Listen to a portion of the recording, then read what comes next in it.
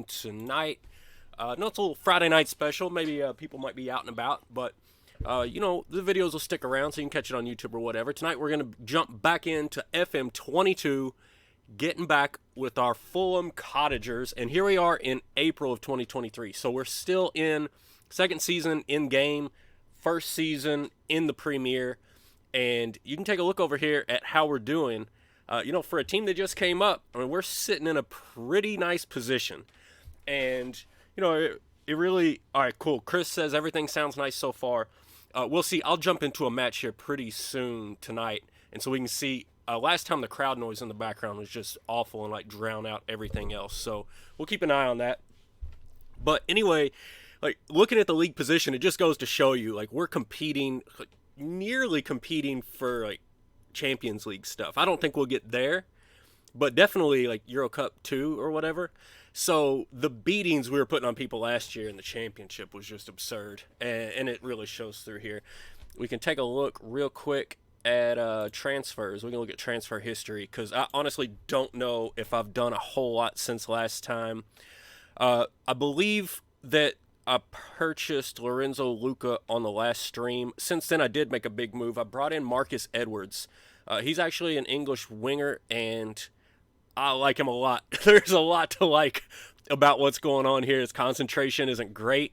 He's fast enough, but when you throw in the vision and the technique, the first touch, the dribbling, I really like Marcus Edwards. The fact that he's a 24-year-old Englishman only adds to it, and it doesn't look like he's quite to his potential, but at 24, probably just the mentals left to go. So we did buy Marcus Edwards since last time. As far as transfers out, a couple of loans, we did sell Nathan Phillips. He was pretty unhappy. Luca, we still haven't been able to get a work permit for Luca, so we've got him loaned out to PSV. I'm hoping that'll help. I'm not sure. Justin Deal loaned out to Rotherham. I don't think there's any big transfers out to deal with. So a quick look at the squad for anybody that didn't see it last time or wants to have another look, kind of see how things are progressing. One interesting thing to note here is Bright Arima B. I actually saw this on another one of the popular FM streamers. He also bought Arima B, but he's got him stuck on his under 23s, I think. And there's none of this progression. And I think he's only 2 months behind me game wise. He's in January or February. And there's all kinds of 11s and 12s through here, through all of this. Whereas, in my save, luckily he actually played a lot of first team last year in the championship. He's played a ton in the Premier League this year. You can see he's got 25 appearances. I think we're on game. We've had 31 matches. We're about to be on 32. So he's playing a lot. Basically, as long as he's healthy, he's on the pitch. And you can see how he's developed as a consequence. And still a long way to go for him, only 20 years old. I realize he's not the absolute best defender, and his mentals aren't 100% there. I'm hoping that all that grows, but I love having a nice, strong, pacey center back. And he's got enough jumping reach. His heading could be better, but really like this guy. I don't think there's a ton else to get into squad-wise. Again, you can take a look at it. Carvalho's developing very nicely. Arima B's developing very nicely. Rodrigo Muniz, I'd had to give him a new contract. So he did re-sign with us, but we're going to have an interesting little war here between Muniz and Mitrovic. Chris knows Mitrovic is my boy. You guys saw on the last stream, Mitrovic is my boy. But, right now, if we just take a look here, so Mitrovic, he's made 22 appearances, 17 goals. Pretty good, right? That kind of production's hard to argue with. Everybody out here is there's nothing you can say right now that's going to be crazy. Okay. That's maybe. But he's 28. He's on $6.5 million a year, and there's no development left to happen here. He does have excellent jumping strength, reach, heading, all that good stuff. 22 appearances, 17 goals. What's not to like? Okay, well, Rodrigo Muniz is only got 9 appearances, but he's got 12 goals in those appearances. And then you start looking at what he did in the FA Cup, 3 appearances and 5 goals. So in the Premier and the FA Cup, he's on 17 goals for the year as well. He's 21, significantly cheaper, although that's going to jump up to about $3 million. And you don't see the outstanding heading and everything else, but definitely a different player, a lot more room to grow, a lot longer to stick around. And the fact that we're bringing in Luka once that work permit situation gets figured out, we're going to have a target man. So I don't know. I got a lot to think about as we move forward, whether or not we're going to move into some kind of. Chris says he's been popping off for Serbia lately. Yeah. Mitrovic pops off everywhere he goes. That's the thing. That's what he does. The problem is, so is Muniz right now for me. And I'm trying to find a way to play them both, allow Rodrigo Muniz to develop, and deal with Luka, who's coming in. And, I mean, I'm pretty sure he shows up on here, even though he's not here, he still shows up on here, and you can see he would be ranked right up here as one of my top players. He would be my best striker, just based on star rating purely. But I mean, based on these ratings as well, his finishing is better than Mitrovic. His heading and jumping reach combined are better than Mitrovic. Mitrovic has better mentals. I think a little bit better strength. But very, very nice plug and play kind of guy to go into that target forward position. And he's got quite a bit of potential as well. So a lot to think about there at striker. Anyway, let's jump into this. You can see the competition. You can see where the table stands. We're right in the thick of it. We've got the game in hand here on a couple of these teams that are right near us. So hopefully we can actually jump up ahead of Southampton here, and perhaps we got the same amount of games as Man City, so they're clearly ahead of us. It would be a long shot for us to jump up into Champions League stuff. A scout to May Ryan. You know, I know about as much about soccer as I have learned from FM. So if it isn't a player that my scouts have found and sent to me, like Arima B is just a player that my scouts found and sent to me, and I'm like, oh, this dude looks awesome. So I know they're all obviously real players and stuff, and I know there are people out there that have great ideas on players to pick up. I got no ideas on what to pick up, so I just send my scouts, and then toil around in national teams and under 23 national teams and under 18 national teams and guys with international caps and the filter and that sort of thing. But anyway, we're right in the thick of this chase. That's amazing. Quick look at the schedule, and then we're diving straight into games here, and we're just going to get nuts and see how long we go tonight. I have no idea. It's just going to matter, how excited we are here, how much is happening here, and what happens upstairs. If my kids go insane, I might have to cut it off. We've got home matches coming up here against West Ham and Southampton. I feel like those are very winnable. Man United, this will be my fourth match against them this year. Played them once on the road, lost twice at home. I believe I drew one and lost the FA Cup in a shootout. Lost it on the last penalty. It was absolutely miserable. So I think at best a draw. I think Man United is clearly ahead of us right now. At Watford is winnable, but as you all know, road games are tough. I think Tottenham at home is winnable. Chelsea at home is winnable. So I think we got 2 wins, 2 maybe wins, draw if we're lucky, and Liverpool's going to probably crush me. I don't know that we'll get through all of those tonight, but we're just gonna get going and see how fast it goes.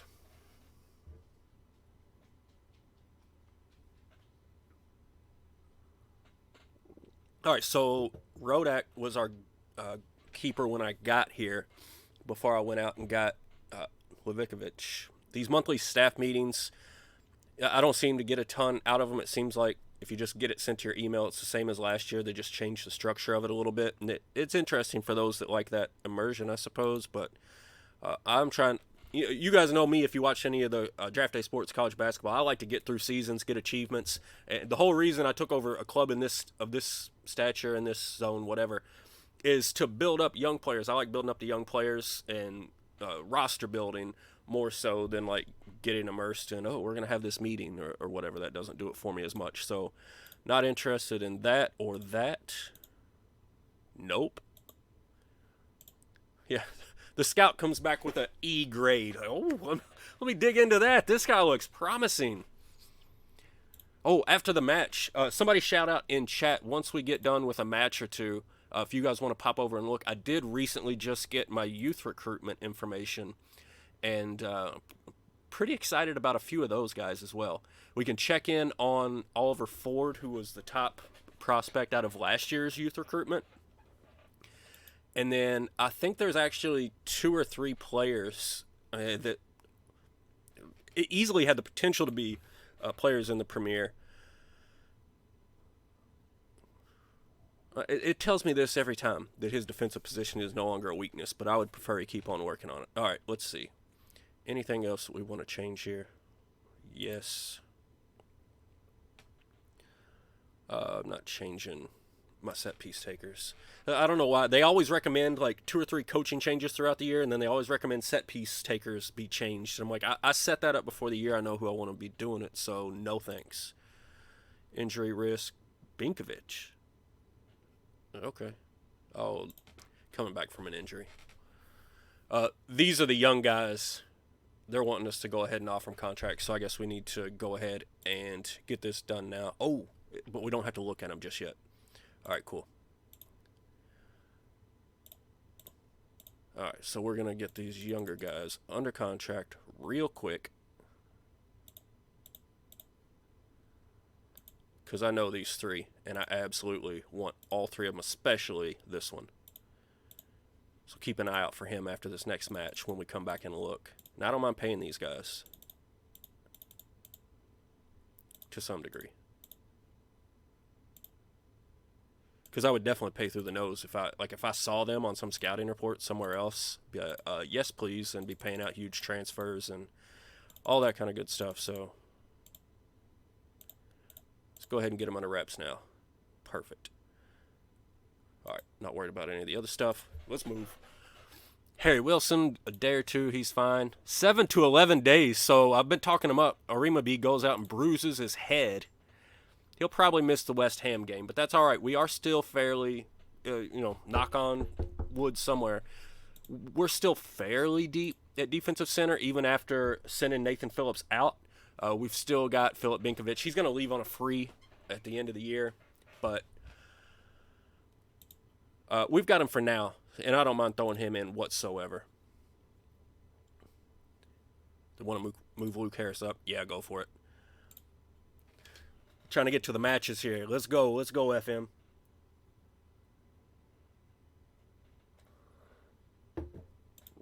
Staffing advice I'm not going to pay attention to. Usually I would go through all of this stuff a little bit slower, but I really just want to jump into matches tonight without ignoring anything huge and vitally important. I want to see these guys play. I'm excited about it. I really think I know last stream we already had Kerem Aktürkoğlu, the left winger, and I was really high on him. He disappointed me for so long. In the last few matches, he's absolutely sprung to life. So I think it's one of those things where he just sort of worked himself in, and he's finally familiar and comfortable playing with this squad. And did West Ham just beat Man United? What happened there? Wow, okay. All right, we're going to let these guys play maybe half. Just get out there, stay fit, don't get too awfully tired. West Ham won, I think it was extra time at Man United. And now Arsenal at Liverpool, really? I think those were all FA Cup matches.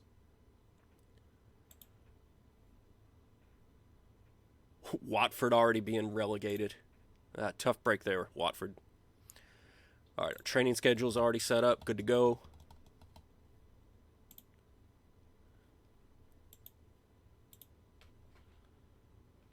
Oh, they got some... I usually accept whatever they recommend the day before the match, and then on match day I go in and readjust as needed. Helps make sure I keep guys that are tired out of the lineups, and guys that are injured in out of the lineups, and all that good stuff. Just keeps it nice and fresh. There we go. All right, that's a good rating. We can scout him. Good to go with that. Kieran Dowell's injured. A guy I like to have come in late game in the attacking midfield. He's not the fastest, not the most athletic, but his mentals are top notch. All right, so Arima B can play. The AI likes what I've got set up, though. I, however, do not care for this. All right, against West Ham. Wilson has been absolutely tearing it up. He's got huge ratings, huge assist numbers. I would prefer to have him on the field, but as much as Aktürkoğlu has come on lately, and as much as I hope Edwards can do that, I've been bringing in Wilson as more of a playmaker off the bench, and Carvalho's not going to sit. So let's see. In the midfield, we're going to let Harrison Reed play that position. No. We're going to let San Emeterio play this ball-winning midfielder and move over Anguissa. We will let Arima B sit as he's injured. Adarabio's healthy. Everything else good to go. Kenny Teat, he was recently injured, and he's still not quite ready, so we'll let him sit. All right, we're going to roll with this. Yeah, we know he's a little bit lacking. Here we go, baby. Let's see what we can get at home against West Ham. And we do have Rodrigo Muniz in. Mitrovic is sitting, so I should have probably changed that. I try to manually change that every match. He's going to get real pissy with me real soon if I don't do a better job of paying attention to that. But let's see what we can get against West Ham, baby.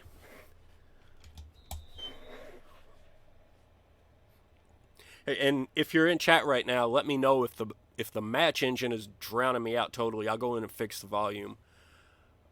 Or else, at least I'll try. I tried before I went live. There was a comment from last time, and right out of the gate, we get an injury. Perfect.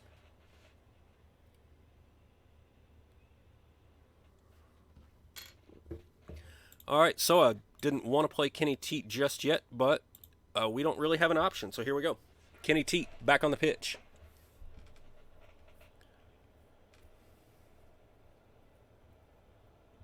Now Joe Bryan's injured. Like, what are we doing here? It's a bruised ankle. Let's see. We should be able to nurse him through the match. Okay. What's up, Breeze? How's it going, buddy? Good to have you in here. A little bit of FM. Let's see if we can keep Joe Bryan out there. I'd really hate to make 2 of my 3 subs within the first 15 minutes of the match. And look, this is why Rodrigo Muniz gets dangerous. He can make these runs.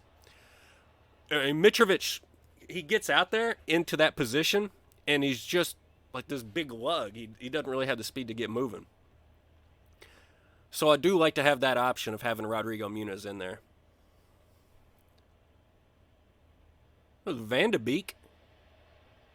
The Beak. See if Akturkalu can show her. Oh, Marcus Edwards. I was hoping Akturkalu was going to show off some of that newfound, pep in his step that he's been having lately. He's been absolutely on fire. There's Marcus Edwards. Find him. Come on. Akturkalu. Oh! I thought that he had a nice chance from there. He had the opportunity. We're going to ignore that. All right, guys, let's go. Let's go. Come on. Fight through this. We're not really outplaying them yet, which is a shame. Usually we're outplaying teams by now.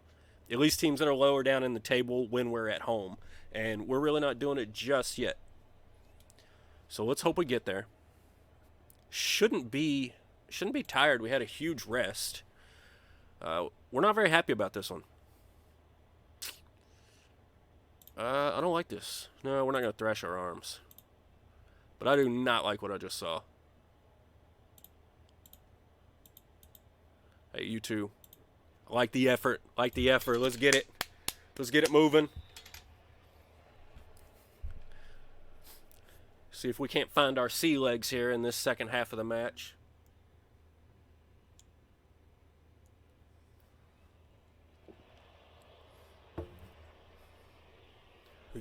No, not yet.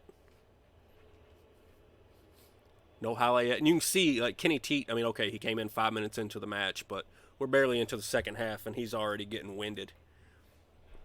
Clear that out. Oh, Jesus. You know, we just had 2 big wins on the road against some middling teams, but still, I think any win on the road is clutch. If we turn straight around and drop it to West Ham, I'm going to be so livid. That was so lame. So lame. No, let's fix that. Let's get it, Kamara.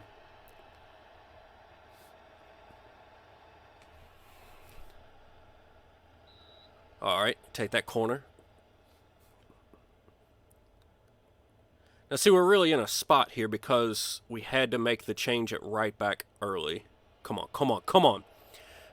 And what I'd really like to do is bring in both Mitrovic and Harry Wilson. All right, another corner. But the fact that that would be all of our subs and Joe Bryan's injured really makes me hesitant to do that, but I do think it's what we need.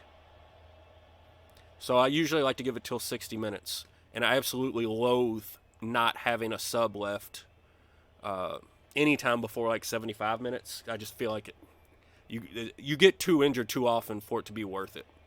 As rarely as it's worth it. Oh, yes. There it is.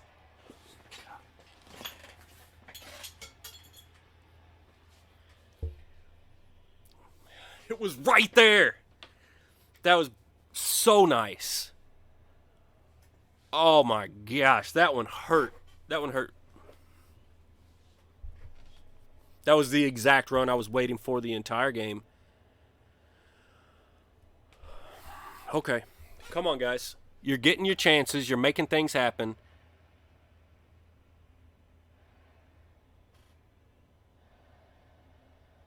No. First of all, he was off. Thank you. All right. He was off. No harm, no foul. We're still good. All right. We're a little bit past 60 minutes now. Rodrigo Muniz is not tired at all. So he's getting his chances. He's getting looks. For now, let's just bring in Harry Wilson. And to me, Edwards isn't doing much. So Carvalho's having a relatively terrible game. And you know what? Actually, Rodrigo Muniz is having a terrible game, ratings-wise. So we're going to go ahead and make this change as well. Bring in Mitrovic. Let him be the attack target man. Confirm the changes. All our subs are done. Good luck, fellas. Don't pick up any knocks. We're going to ignore that. All right, let's get it going. Let's get pumped up. Give them a little bit of encouragement, guys. Get those hometown fans standing on their feet, yelling, screaming. Here we go. Here we go. This is our highlight.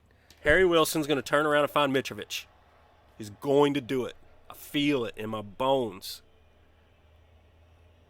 Not so much right now, but soon.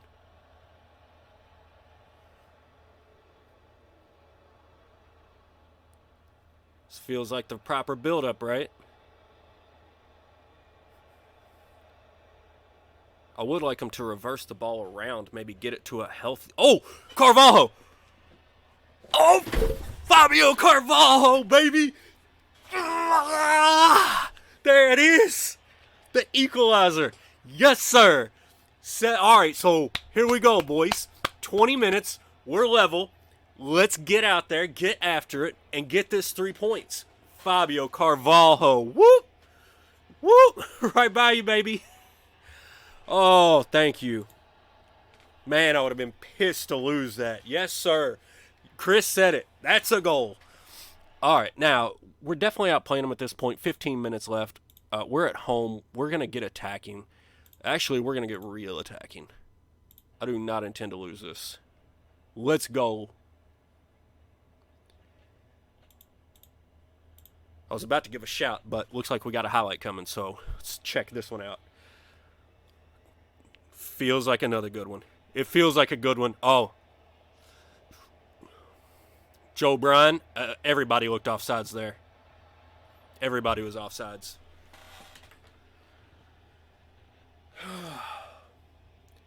I don't even think you have to go to VAR. Do they have to go to VAR for every offsides call? Like, is that a rule? Because everybody was off.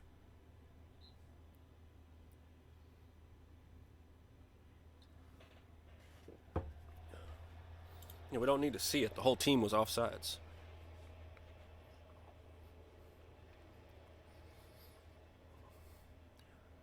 All right, let's see if Turkoglu can make a play up there. He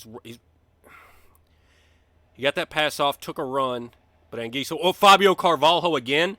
Can he find somebody? Oh, ref! Yes! Ref, man, fine work, sir. Go ahead and call that while they VAR this. I'm gonna grab a streamer beverage.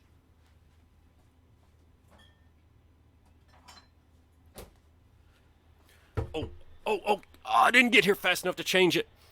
I prefer to have Mitrovic take these. Harry Wilson is slightly better. Come on, baby. But he does that crap too often. It's infuriating. So I always try to jump up here and switch it out. That's actually one set piece thing I need to fix. That's got to be a set piece thing that changes that automatically just for the default. And Harry Wilson, I swear he's missed more than he's taken for me. And that's being quite literally. I think he's like 3 out of 6. So he takes so few of them because I usually get Mitrovic in there. And Mitrovic is like, 10 of 11 or something. He's been awesome. So that is going to cost us the 3 points today. And then one more. It's actually going to cost us all 3 points.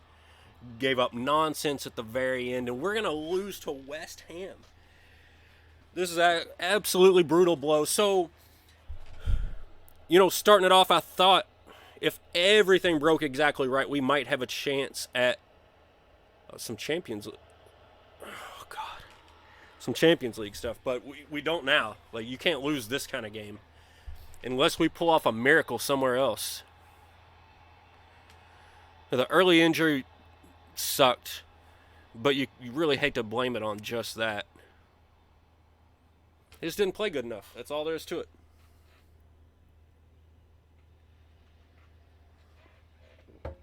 Did not play well enough. And I am starting to get oh, Jesus, they want to add insult to injury here. I am getting concerned that trying to get Marcus Edwards in there so much and trying to get him up to speed at this point in the season might be doing more harm than good. I don't know. This is frustrating, though. This is not the way I wanted to start off the stream. Not in the least. Drop this game to West Ham. So you can go back and look. My board hasn't been angry at me in a long time, but they're going to be pissed about this one. And Harry Wilson misses. Oh, my gosh. Like, I don't mind this. Without the penalty, I mean, this was a poorly played game from us.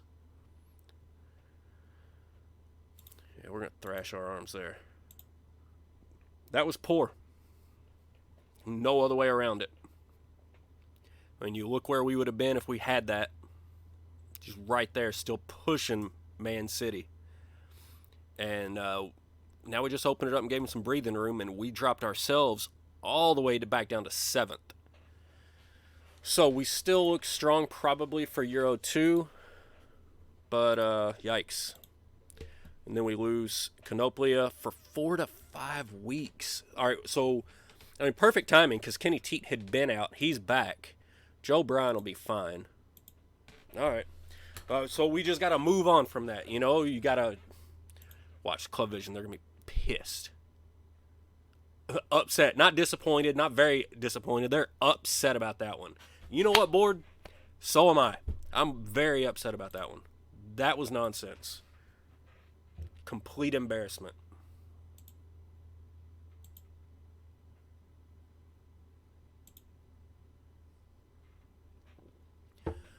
All right, we already signed the youth candidates that we want. We need to get to this next match and get this bad taste out of my mouth. Whew. All right, for 17, I wasn't... All right, striker. Terrible pace. Like, just no speed at all. Mentals look interesting in places for 17. I don't know what you do with a guy like that. Okay, that's fine. It's not like a short list kind of guy. Man, that was frustrating. And now we get Southampton, which a minute ago I thought Southampton at home was a great opportunity to climb a little bit further up that table. That's a no. But at this point, we really need to do something here. And Southampton's a much better squad. We really need to get this one, or else even Euro 2 could be in trouble. So, as well as the last stream went, this one is off to a bit of a rocky start. And then, of course, after this, we got to play Man U for like I said, the 4th time this year. And once again, that's also my Premier League match against them. So, I mean, if we lose or if we go this 3 games, I was hoping for 6, maybe 7 points. And at this point, we might be looking at 2. It's a bad time of the season to lose form. Blaze, I was doing a lot better like 5 minutes ago. Way better.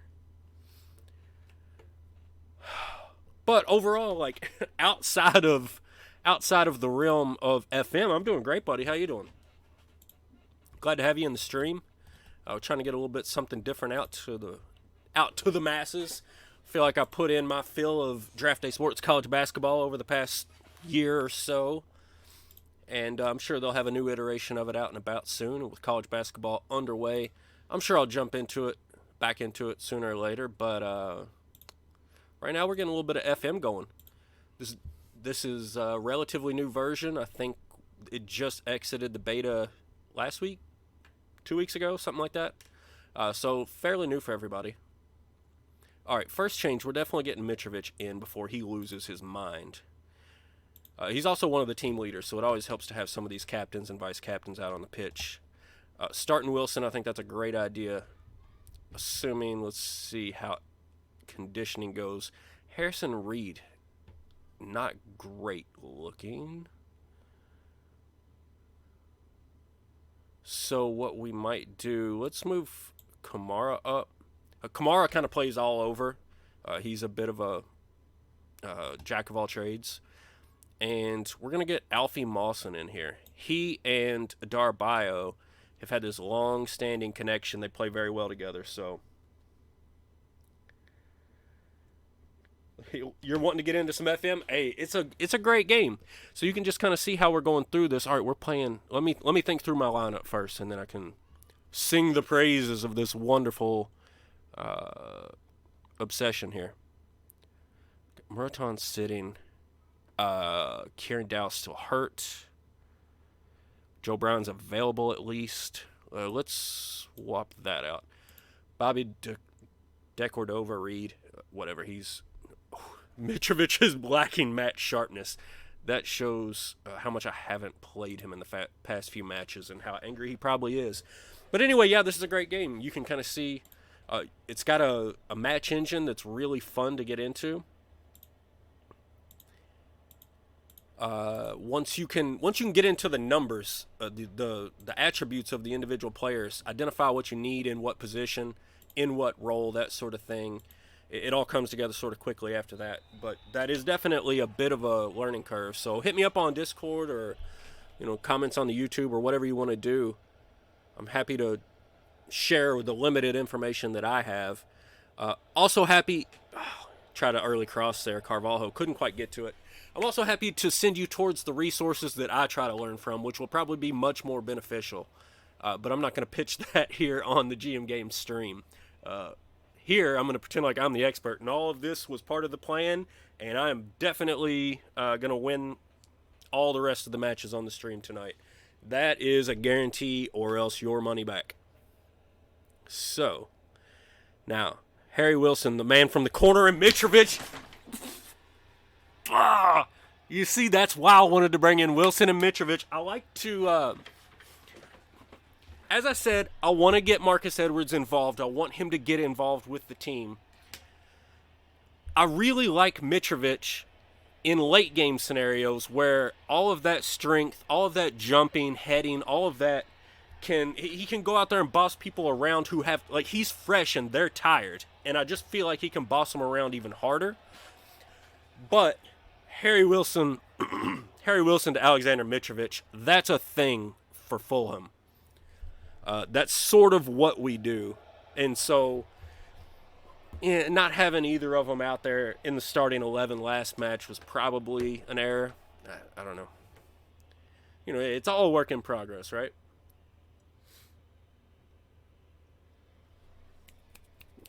I was going to say watch Turkoglu run to that. All right, we'll take the corner. He forced a corner out of it. I love it. I would not recommend MLS unless you're very familiar with their like registration rules and all that. It's very confusing. Just when I looked at it and I was like, oh, everybody complains about it, but it's not all that bad. And then I started looking at like, okay, but there's a draft and your young players go back into the draft, and it just seems like such a cluster. If you're very familiar with MLS, I'd say go for it. Like if you've got your team and you know the rules and you're comfortable with it, go for it, man. Because if there's one thing this game does, it nails all of the realism. Woo! It's a dangerous looking free kick there. Levikovic just barely, I think, got a big mid on it. Yeah, the way that corner came in, I just felt it being dangerous. And they knock it straight in. So as quickly as we went up, it's right back to even. All right, I truly do not need to see it again. Let's go, guys. And now our very best player is injured and has to come out. And so the wheels are coming off here at the end of the season. The game's just throwing everything it has at us. It's like, wait a second, weren't you all just promoted? Like, whoa, you're not going to Europe. FM's pulling out all the stops. So it's 2 big injuries in the last 2 games.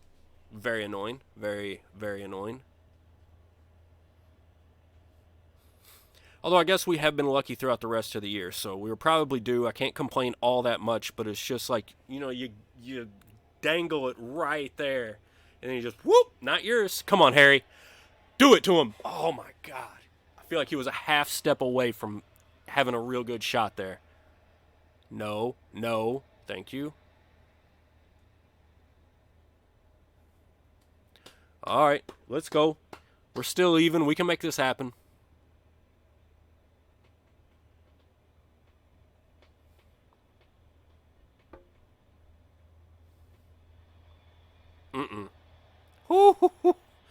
That seems so close. If one guy got his head up there too close, that was an easy goal. But Levikovic with the safe hands.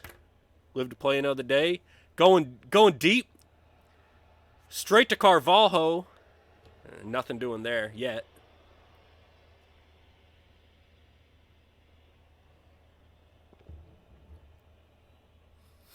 Mitrovic coming back to play a ball a little bit deep there.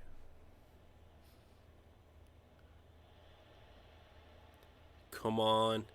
Find him. Look. Yes! Right there! Fabio Carvalho has been going off lately.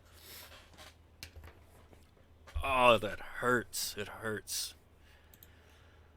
Like, we cannot lose 2 home games in a row against teams that we can beat. Like, losing to Man U, losing to Liverpool, I get those.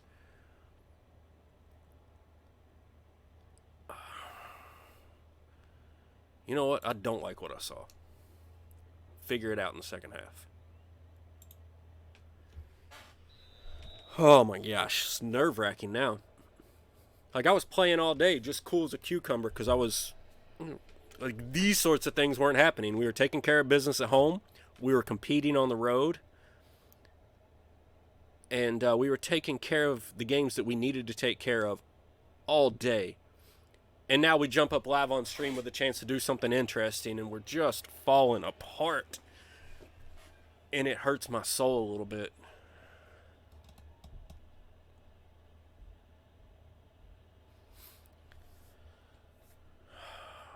All right, so we're coming up on 60, but nobody's... Oh, all right, here we go.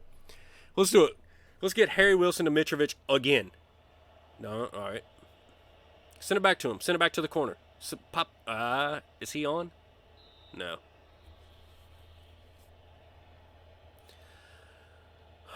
I hate that. They never come back from that corner quickly enough. Never, ever. Pop something up, let us win it in the air, and take it the other way. Come on, big counter here, Fulham. Let's go, Cottagers. Get that. Oh, come on, big man. All right, 63 minutes. I mean, we're wading into the time where we need to figure out if we're not winning with this strategy, what are we going to change? Or where do we want fresh legs? Let's give this another 5 minutes. All right, they're making their subs. First of all, let's fire the boys up. Get a little bit of encouragement out there. Ratings-wise, Carvalho actually doesn't look like he's been doing great. All right, where do we want to go here? Oh, we're missing with Dow out. We're missing a little bit of firepower up front. Wilson's played well. Turkoglu and Carvalho, neither one have. Let's throw in Edwards for Carvalho. Let's see if that does anything. I've been playing Edwards at the right almost exclusively. Maybe he can get something done in the middle of the pitch here. Or maybe, I thought Kamara was going to do it before Edwards even stepped foot on the field. All right. Now, here we go attacking. No, here we go very attacking. Again, like we're winning the XG. We're controlling the ball. We're creating the chances. Let's just go very attacking. We're controlling this match. So if something fluky happens like it did last time, so be it. Go out there and make the effort. How many seasons in? This is the second season. I took over Fulham. They were a championship side, so second division in England. But they were the very top team, and they were very heavily favored for promotion. And in the first season, we set the record for most points in league history, most wins in league history, just tons and tons of accolades all around. So we did everything we needed to accomplish in that season. And now in this season, we're very much overperforming where everyone predicted us to be, because the prediction was just, don't get relegated. Or the demand, I guess, whatever. But so we were right up there up until this last match. We were right up there in competition for the Champions League, to be quite honest. Like, we had the things could have broken our way to get us there, but at this point, looks like we're going to be in a fight for our life just to make Euro Cup 2. We don't need that. My God, I thought it was in. We need somebody to save us here. No, we don't need a highlight for Southampton. That's not what we're asking for. No. Not looking promising.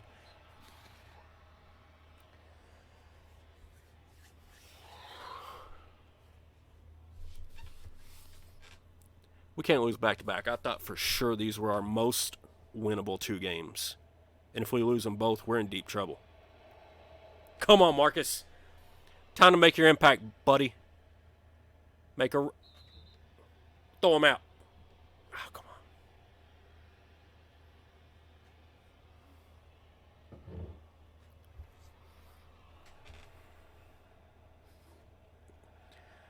We're going to yell something angry here in just a second. Oh, my God. I think we got one shot left, and it's going to be an angry one.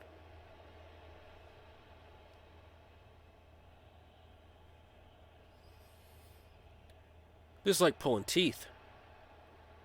Go get the ball. Jesus. They're absolutely running us ragged now. I think that was a bad idea. Maybe a little bit too much.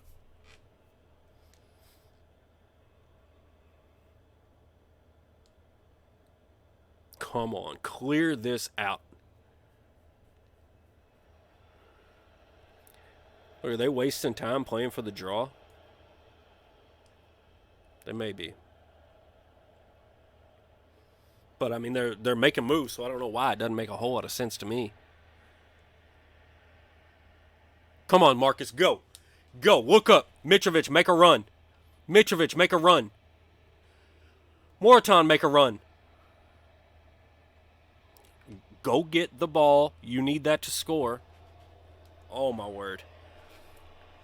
This is going to kill me. Please let me yell at them. We're still on a highlight, so, I mean, things are happening. Oh, no. Not that way. That's not the way we want the highlight to go. Take it back. Take it back, please. Oh yeah, Blaze. If you already know the MLS stuff, buddy, you'll have a blast. I mean, it'll be true to life. I can give you that much. Come on. Thank you. Pick it up. Go the other way. We can't. Oh my God.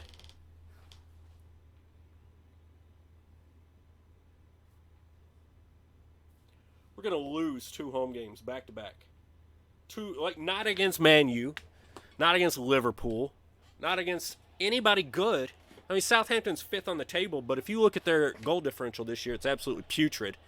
We're going to lose to them anyway at home, which is pathetic. But we also lost to West Ham, which is even more pathetic. And now we're going to fall out of Euro 2. So this is an absolute disastrous start to the stream. Probably the 2 most winnable games we had the rest of the way, and we just gave them away. Like, I was hoping through the rest of the 7, 8 games that we were going to stream, I was hoping for like 13, 14 more points. And the way that they're playing right now, they'll be lucky to get 6 or 7. This is pathetic.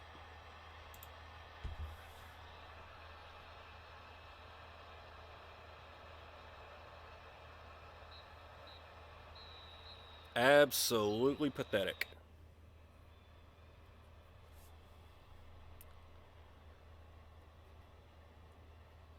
Like, I don't know where they went. I don't know what they've been doing the last 2 games. But I'm fairly furious. Oh, I guess we actually are still in contention for Euro 2.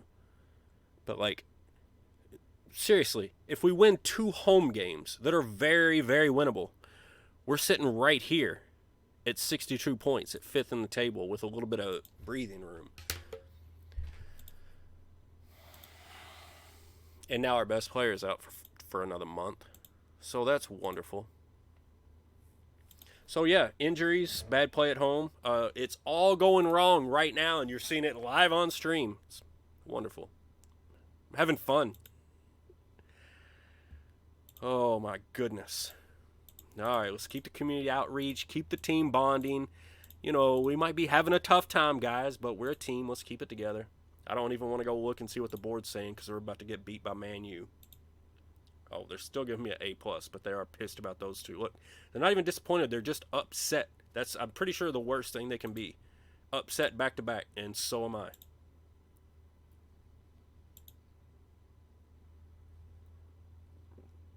And now the only thing that I can really hope for is that Manchester United is playing a B squad or something, and we can steal something.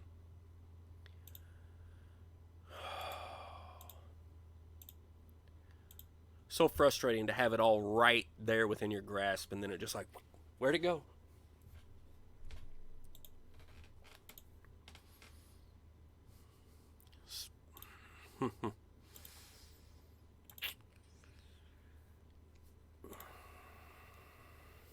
Oh, the club atmosphere is taking a dive.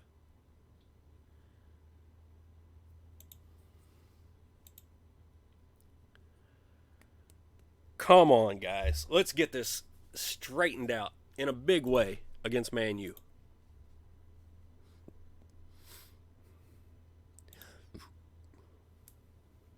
I can't even get all that excited about Watford on the road because, I mean, they're one of the worst teams. They're already guaranteed to be relegated, but like, we tied Barnsley on the road, and I'm pretty sure they're 19th. So,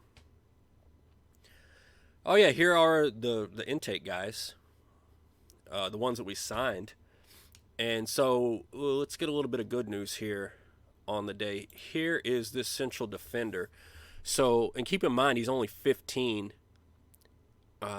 You know, it looks like he could end up having decent pace, decent jumping reach. His mentals look like they can definitely get there by the time he's, 20. So I'm fairly excited about him. He looks like he should be a decent player. Really, really good teamwork, really good bravery already. Mark Miller, the determination and flair at 15, already off the charts, already world class. He's got for 15, he's got speed as well. It also looks like his mentals can probably get there. His technicals are close enough for now. Ian Thompson, physically, I mean, okay, his jumping reach is ridiculously pathetic. Stamina and strength, non-existent. But like speed-wise, he could be playing in the Premier already, right? He's got work to do everywhere else. His passing, though, very good.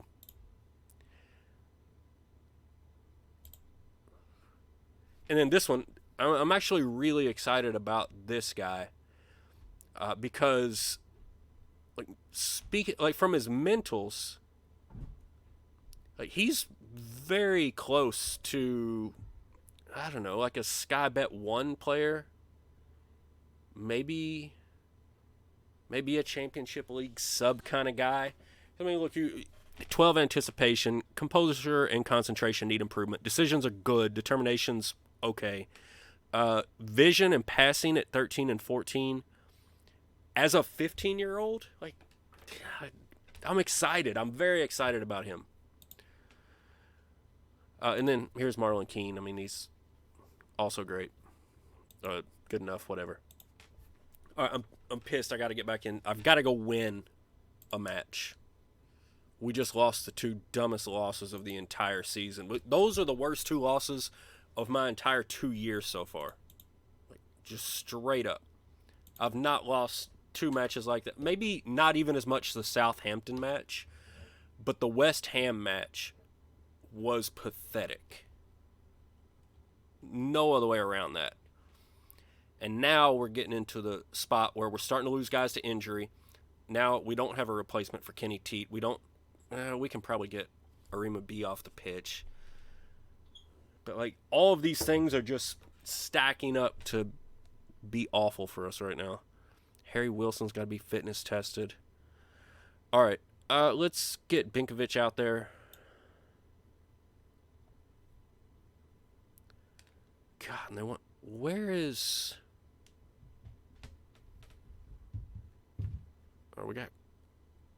Adar Bio?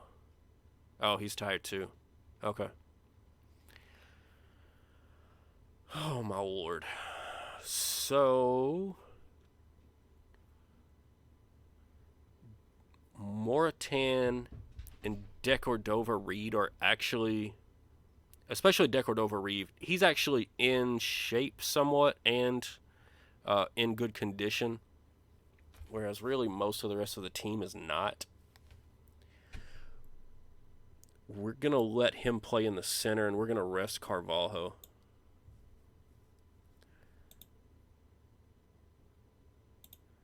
Let Rodrigo Muniz play as a complete forward.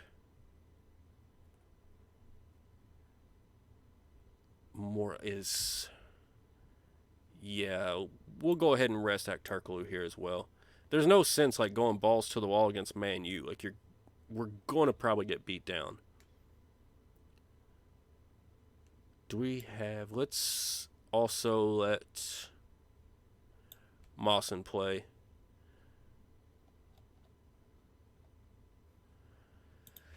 Oh, this should be ugly.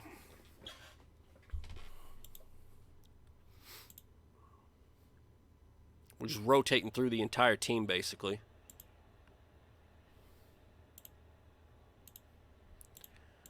Well, these guys are not responding well right now to anything at all. And I really, really hope this is a B team, because otherwise we're getting smoked.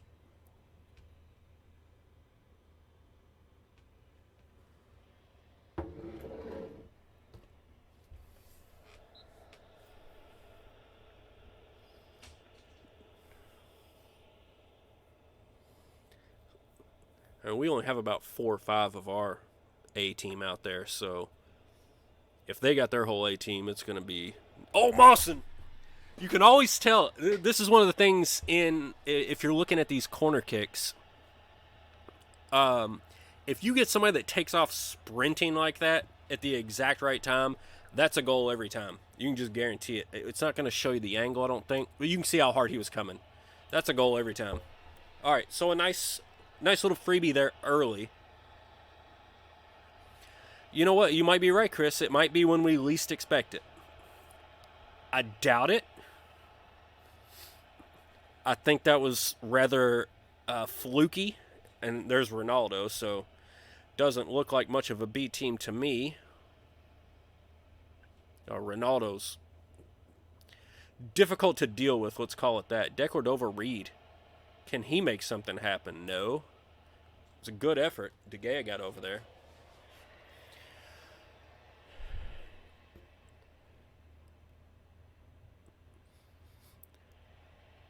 You know, it's so frustrating to me that Benkovic is wanting to leave on a free.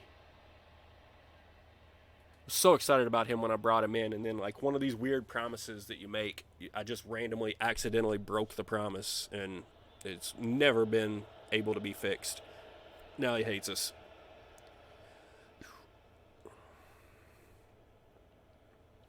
Come on, guys, figure something out. We are living down here in their third of the field right now. Come on. I would love like a random penalty in there or something like that, you know? Like, oh, he pushed me. Like, can't you guys... We need to work... Maybe in an off-season, we can work on that thing where the soccer players fall over and pretend they're hurt. Try to get a penalty. Make a run! There's nobody right there. I don't know what Marcus Edwards is doing over here. It just feels like he could make a run, and it's right there. Nothing doing on these corners. It really makes me wish Luka had been able to get a work permit. I'd love to see what he could do in there. I feel like he's like Mitrovic on steroids or something.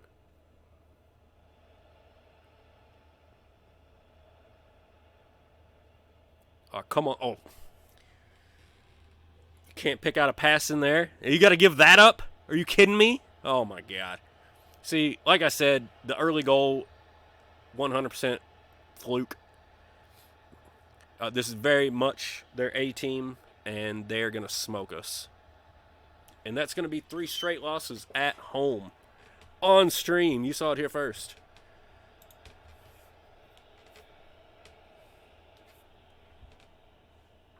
My goodness.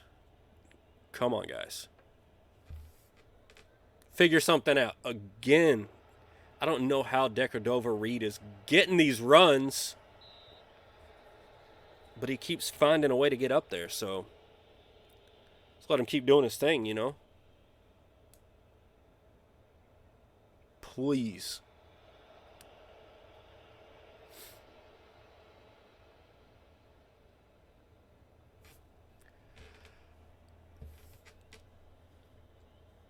We still got 4 players with 7.0 rating and above right now. Again, 15 minutes in, but I mean, 15 minutes in, how many highlights have we already had? I mean, not that highlights do a whole lot for you, but we're at least finally playing well again. Whereas we played like hot garbage for the last 2 matches.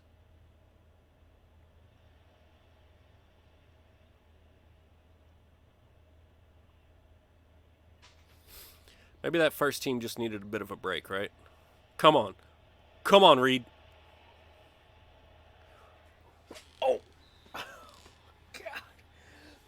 He like bounced off his hands, and I thought it was just going to trickle over into that corner of the net. Couldn't make it happen, though. Couldn't make it happen. How about here? Maybe. Yes, no, maybe so. Right off his head. So close. Let's shout out some praise right now. They're playing well. They're trying hard. Doing what they can. Doing what they can. Come on, Teat. Come on, Kenny. Do it. Oh, my God.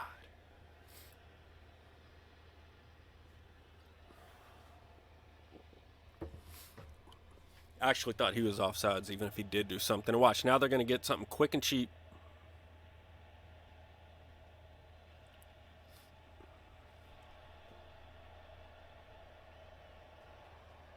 Like, what is that? That was... Go.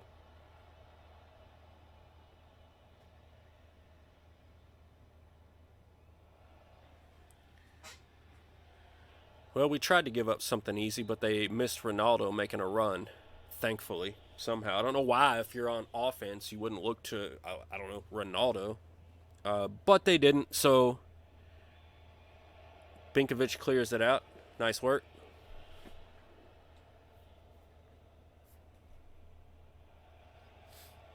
All right, let's take the highlights back the other way, please.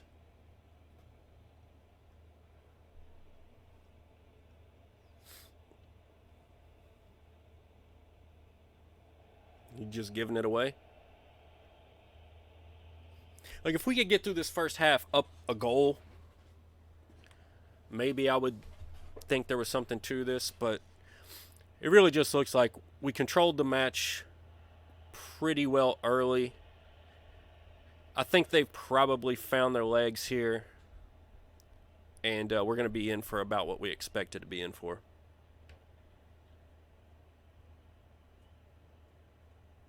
So we're going to have to save our season late. It's going to be difficult.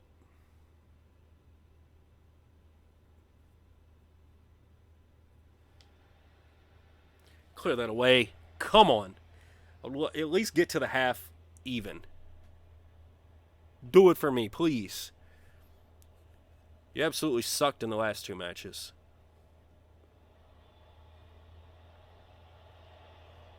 Go run for the ball. Is it just me, or has this entire match basically been one big highlight? Like, even when it's not really a highlight. Like, how is that a highlight? There's no chance on goal. There was no effort. Levikovich easily got to it, unless the highlight's still to come. Which, I mean, it very well could be.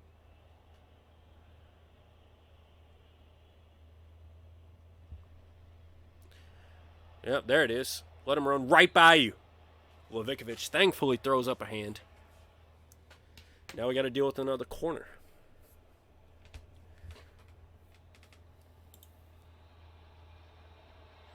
This has just been an absolute pleasure of a stream. We've been up for an hour, and I feel like I've just been getting kicked in the sack repeatedly for an hour. So at any time, FM, you can give it up and give me something to get excited about. Please. Anything. Anything at all. Hey, our XG is slightly better. At least for the second. I'm sure they're about to put one in. Come on. That was the entire highlight.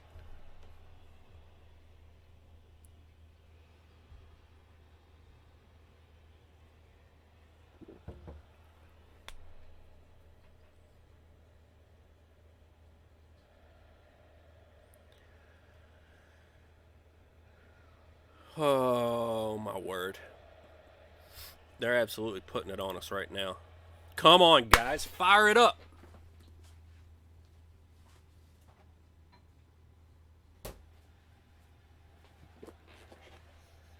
Right there. Right up. Ah! San Materio Fedi! My man. Whoo, whoo. Usually not one to hit the long shots. But Chris is all over it. Keep the faith. Hey, you know what? It was 2 rough goes in a row. We got downhearted a little bit. Alfie Mawson early in this match certainly felt like fool's gold. There was a quick retaliation. That one felt better though. I mean, look, the XG. They're closing in on us, yes. But we're fighting here. We're fighting and we're competing. Come on, Marcus. Now's your time, baby. Oh! Off the post. Marcus Edwards, I thought he was finally going to redeem himself for the huge price tag we put to bring him in. If we went up 3-1 there, oh my goodness, that would have been amazing. But I will absolutely take 2-1. Like I said, if we can get to the half 2-1. Come on.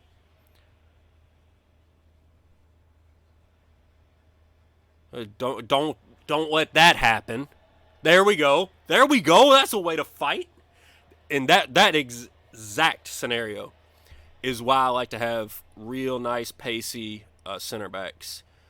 Because those strikers make a run like you've got to be able to close on that. Oh, Jesus, Ronaldo. He's amazing. 40 goals.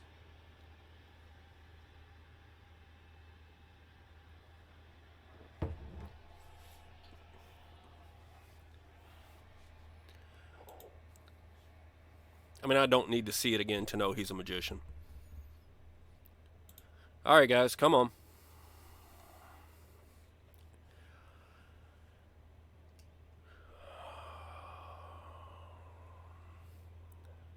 I don't know that they've been unlucky. I don't know that I'm happy.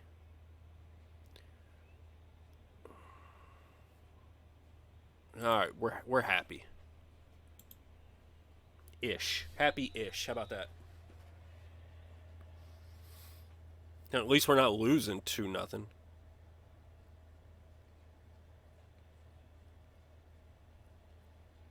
No. Thank you.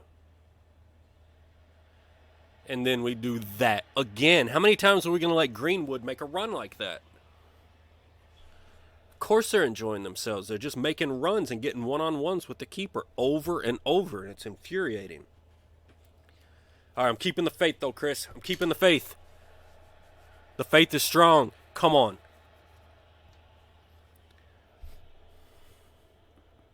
If we can survive about 10 minutes, I'll make some early subs. See if we can't get something going. I don't know. Oh, my God, Ronaldo.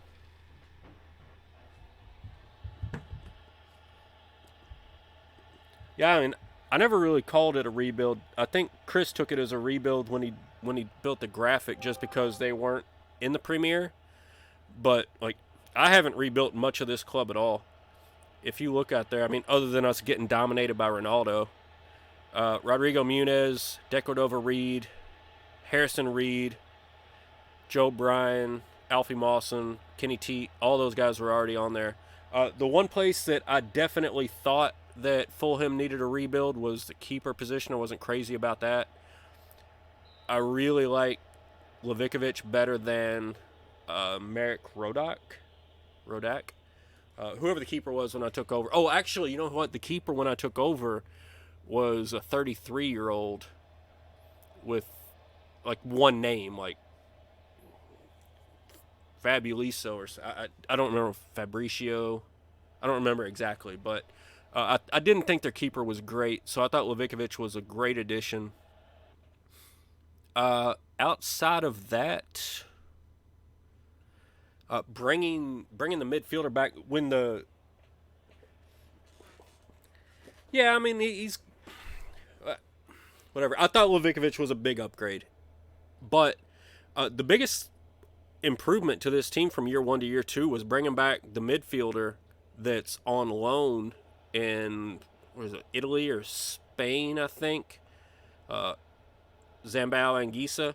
Of course, he got hurt in my last match, of course, as I'm trying to close out the season, trying to qualify for some European football, and the best player on the entire team goes down. So now we're back with Harrison Reed. Fadis San Imitario is a midfielder that I brought in. I'm pretty happy about him. He's a young guy. He's a pretty good ball-winning mid, defensive type player. In the same vein as Anguissa. Come on, Marcus, please, finally, do anything.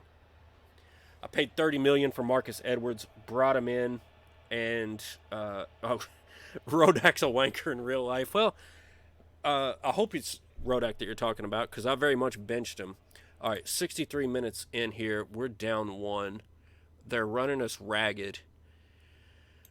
We don't really have a solution for Kenny Teat because our solution is injured. What we do have is Harry Wilson, I brought in Marcus Edwards because scouting-wise, attribute-wise, he looks fantastic. But Harry Wilson is an incredible player for Fulham. They've got a really, really fine attacking midfielder there. We're also going to bring in Carvalho in the middle. He's been on fire lately. The only reason I didn't start him is I was trying to give him a rest. I don't think he has the best level of natural fitness to him. He's still young. Maybe he'll develop it. I don't know. Maybe those are the only 2 subs we make for now. If I make another one, it'll be Karam Turkoglu, who's another guy I brought in. I do like Harry Wilson's great. Carvalho's great. I felt like the rest of the attacking midfield needed a little bit of help because Neeson's Cabano was so old. Decordova-Reid's getting old. And so a few of those guys, like I did go out and grab Olympio Maraton, Karamak Turkoglu, a handful of other guys, just to kind of freshen that attacking midfield up a little bit, get on some cheaper wages, maybe with a little bit of an opportunity to develop and not so much of an expectation of playing time. But that's what we're going to do for now. We'll see how that goes. And like, let's demand more.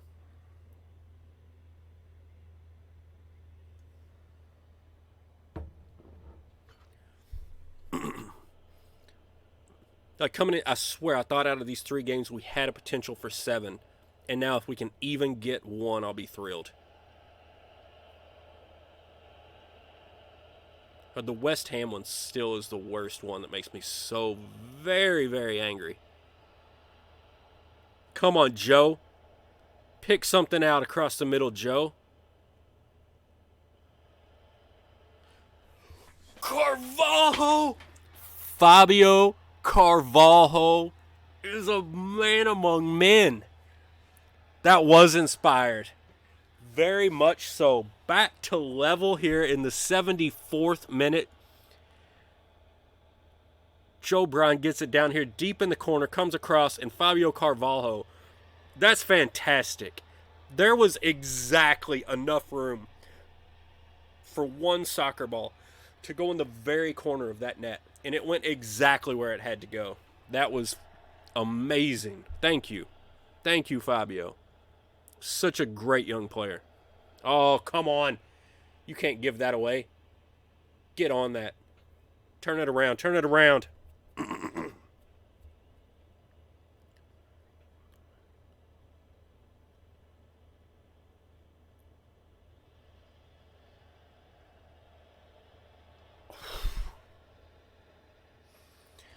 All right, so here's the question. We got 10 minutes left. Do I replace some of these defenders who are just absolutely beat? Swap somebody in to switch our formation around, play for the draw? Or just go balls to the wall? Let's do that. That's more fun, right? I mean, we've not gotten anywhere in the past few matches. Let's see if we can just absolutely steal one here.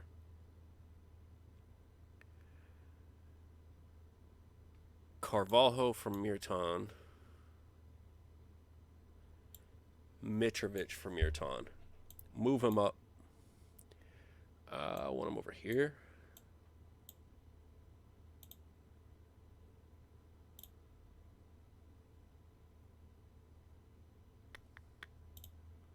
Ooh, I don't know if I should.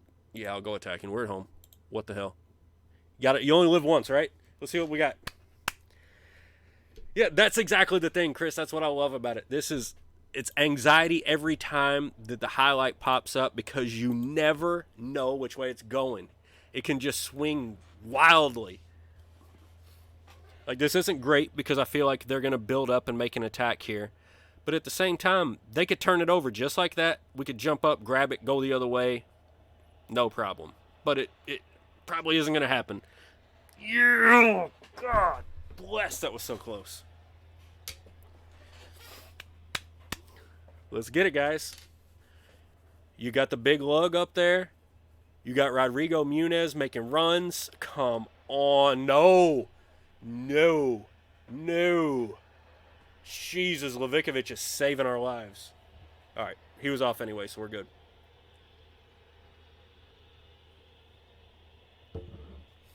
$30 seconds left. You talk about anxiety. Here's where it is. That's anxiety, right? Right there. Ref.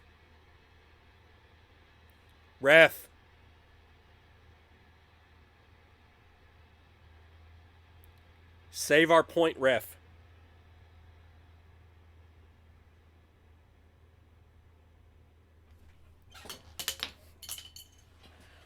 correct me if I'm wrong, but that's 3 games in a row that we had a draw. Like, the first 2 games, should we have won? Yes, clearly. But isn't that 3 games in a row that we had a draw past the 85th minute and a late goal cost us, like, give me a break. I need more stuff to throw.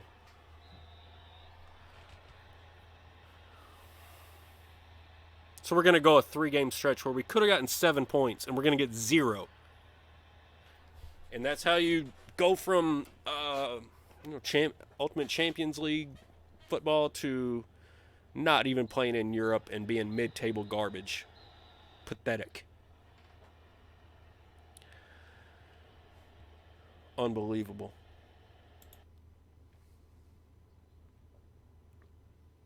Oh, we'll call it unlucky with them.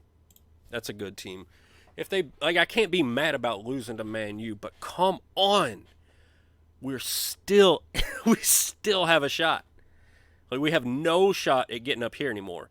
But we still have a shot. Because we still got Chelsea and Tottenham both at home. And we're about to go to Watford. So we need to get it together in a real quick hurry.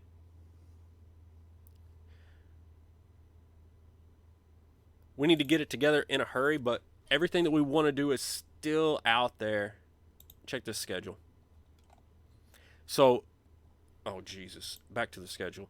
I mean, you can look through the rest of this season. We haven't had a stretch like this since way back here when we played at Arsenal, Man U at home, Man U away.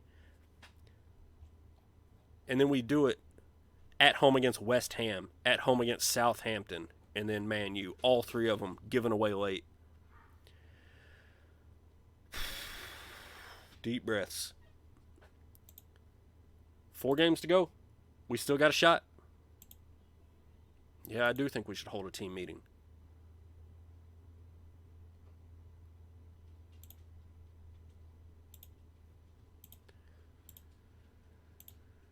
Whoops. It would be nice if so many of our players hadn't gotten hurt so late. Like one of our starting backs, our best player on the team in the midfield. I guess it just drives me nuts.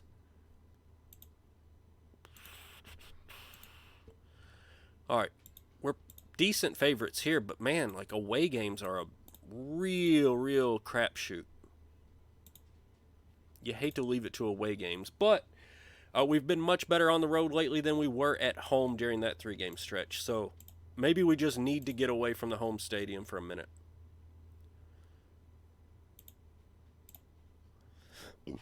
Excuse me. All right, let's see here. Kenny Teat is the only one really tired. Honestly, nothing that we can do for that as long as Canoply is injured. We do have guys coming in to fix that role in the future, but they're just not here yet. I mean,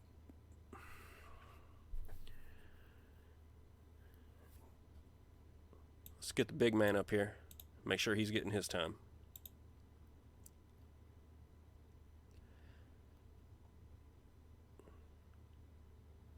Let's get Wilson up here. And in the, oh my, what is with the midfield? What are they doing? San Amatario. Onoma can play over there. No, actually, Kamara can play there. Is Alfie? Yeah, no. All right, we're going to have to stick with this. Uh-oh, we might have assistant coaches coming.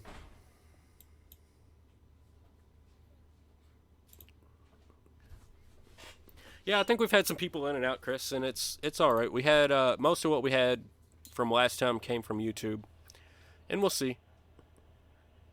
You know, I'm sure in most parts of the world where soccer is the most popular, it's getting pretty late at night. We got assistant coaches over here, guys. If you can't see, they're showing off their Christmas drawings. Guys, there's a live camera. Go put some pants on. Good drawings. All right, and that's the same thing that I'm going to tell my boys here in the locker room. Guys, there's live cameras out there. Go put some pants on. show up and play some football.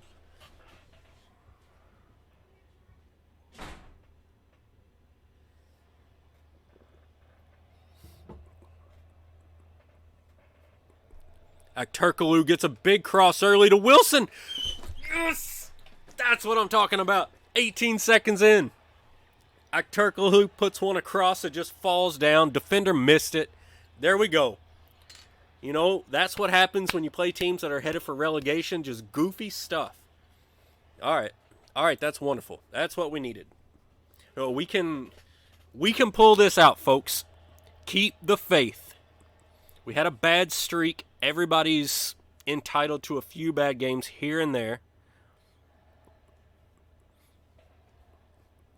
What I really feel like I need with this team is just like time and payroll. Like I need time to bring in young players and let them grow and develop. And then I need the payroll to keep them once we get them. And if we can build those, that's why I like bringing in a team that's close but not already up there and has the expectations, because I think I'm going to have the expectation like just avoid relegation for probably another 2 or 3 years, even though I personally oh no, my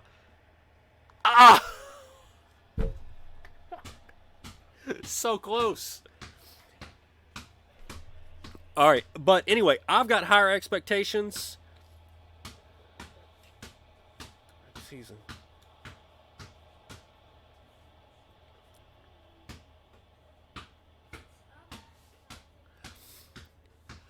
Yeah, so anyway, I've got higher expectations. Like, I want us to be in Europe.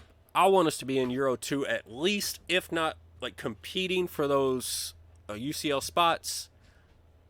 But I think the board is probably not going to ask that of me. I think they're probably just going to ask me to avoid relegation for the next 2 or 3 years and really take the pressure off. What I need is just to keep improving facilities and youth recruitment and all that. Mitrovic! And increasing the payroll, because even now I'm on like an $88 million payroll, and I think I'm about 16th, 17th in the Premier. So we've got to get that squared away. Like, you can't compete at the top if the top teams can pay, 4 times what you can pay. I mean, gee, even if I've got the transfer, but look, here goes Mitrovic on a run, lugging it up the field. Can he finish? Nope. That's a problem. He has a terrible time finishing those runs. He's great on a corner. So, and it gets us the corner, so let's see what we can do. No, he couldn't get up. Oh, they were... Ref! They held Mitrovic. They knocked down Kenny Teat. What are you doing? What are you looking at? All right, come on, Harry. Right off his forehead.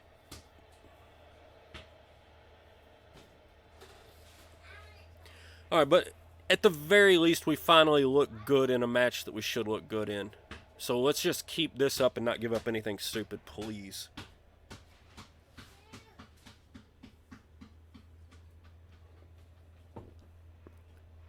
Mitrovic, he got to it, but he was pointed the wrong way, I think.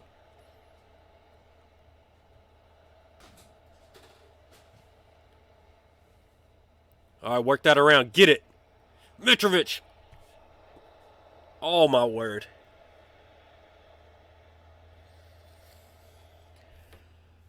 All right, guys. Win that in the air. Thank you. Go the other way. Carvalho, move your butt. Mitrovic, move your butt. Go. All right, go set up. Let Kenny find the cross. Pick it out. Nope. Turkaloo, Mitrovic, across, Carvalho. Carvalho!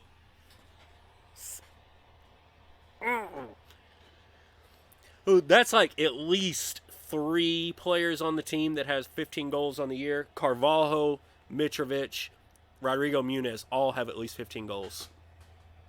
And I feel like there might be one other. Maybe not. Maybe it's just those 3. But Carvalho, what a beautiful little tuck into the far side there. Whew. All right. 2-0 through 30 minutes. Let's praise these guys. They're doing great. Oh, and they're keeping up the pressure. Thank you. Like, why we couldn't play like this against... I understand Man U. I'll even give you Southampton. Why we couldn't play like this against West Ham is beyond me. Infuriating, actually. Oh, and then we just miss. That was Kamara. Oh! My word! They got robbed. We absolutely robbed them of that. Look, Kenny Teat exhausted in the first half. Coming back from injury. It's tough on him, I know. We're just going to ignore it, let him get to the half, let him rest up, see if we can't get him off maybe in the 55th, 60th minute, something like that. If we could score another goal, I would love to back off the intense. Kamara, oh, he made that little run that made you think that was going in. So, yeah, if we can get, we're going to need to get a little bit more out of Kenny Teat. All right, let's get it cracking, guys. Get it cracking. Keep pushing, keep pushing.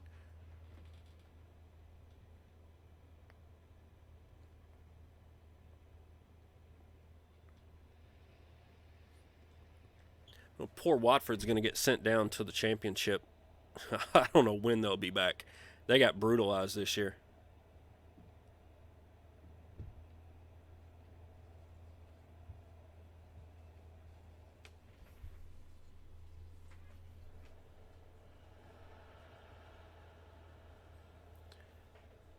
There it is. Look at that Turkaloo. Oh, I thought he was gone. Felt like he got held a little bit there.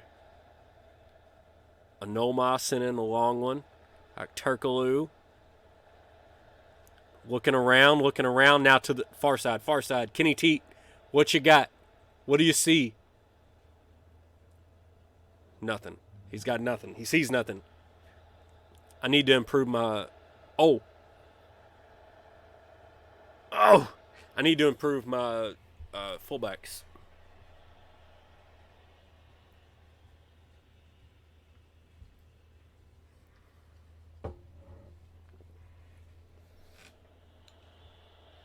Ooh! Tried the... Oh, I think Kenny Teat can go a little bit longer, maybe. Carvalho! I mean, you can tell how much more dangerous... And granted, it's against a lesser opponent, but you can feel how much more dangerous all of the set pieces feel when Harry Wilson's on the field as opposed to anyone else taking set pieces. Harry Wilson's such an important part. It's so hard to... I don't know. It's so hard to leave him out. All right, what do we want to do? Let's get Kenny Teat off. Put in Binkovic. Karen Dowell could use a little bit of fitness. Oh, but Carvalho's on an 8.0. Good word. San Emeterio, rather, is actually playing rather awfully. So where's a midfielder to drop in for him? Actually, let's let Dow come in and do that. And then, hold on, how does that work? I'm trying to think. I've got a handful of these guys that are really good ball-winning mids, but I think Kamara is the other. So if I do this, yeesh, I would have to take off Onoma, and I don't want to take him off. He's having a great game.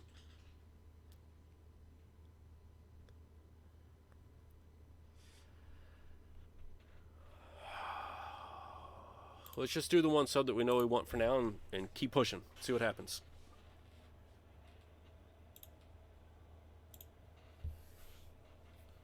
Gotta keep the praise coming.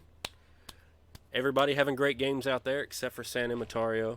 We just can't find a way to get him off.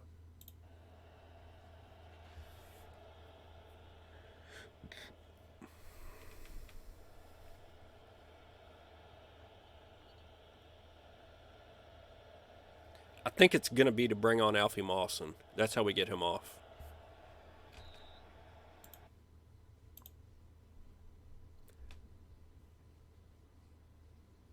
Yeah, yeah, yeah. We put Kamara right there. He can play that role. And then Alfie Mawson can play this one.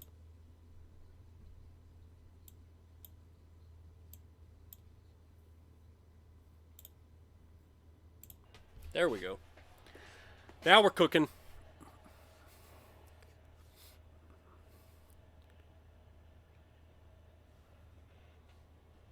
Oh, we're absolutely dominating. 10 minutes left. And you haven't seen this yet, but typically once we get a decent lead, we like to back this entire thing off and try to save our legs a little bit.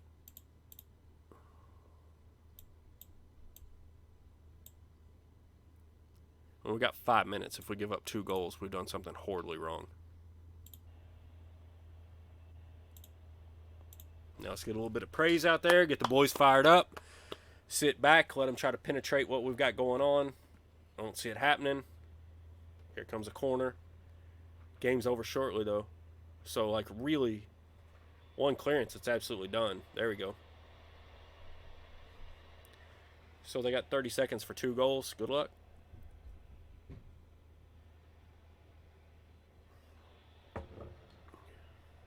All right, folks, back on the winning track. 3 absolutely brutal defeats. All kinds of anxiety. Chris called it. That's the thing about FM is every highlight is such anxiety. It all is like, feels like life and death every single time. Which is what's great about the match engine. And not to knock match engines from other games, but like a system where you only show the highlights, and then there's that much like anticipation, anxiety, all the other things, like all of that builds into it. It's such a great experience, I guess. Yes, thank you guys. Great win. It was against one of the worst teams, and we expect to be one of the better teams, but you were on a bad run. You fixed it on the road. Congratulations to you. Let's go. God bless, it pisses me off we lost to Southampton. Look at the goal differential. How are they in this position? I mean, they beat us at home, so they're doing something right. But how do they have that many points with that small of a goal differential? It's bizarre.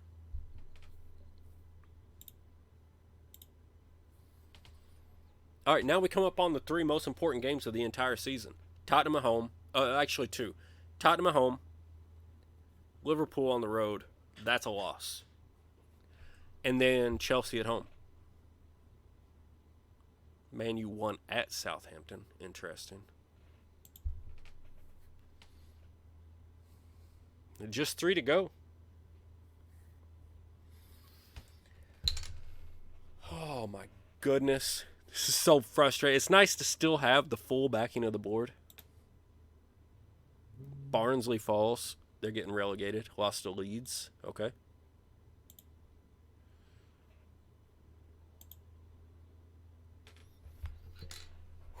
I feel like the whole stream was set up to get to the Tottenham-Chelsea matches. Like, the earlier stuff we should have won. And, like, I would love to be sitting up here chasing Man City, but we're not. That's not the reality.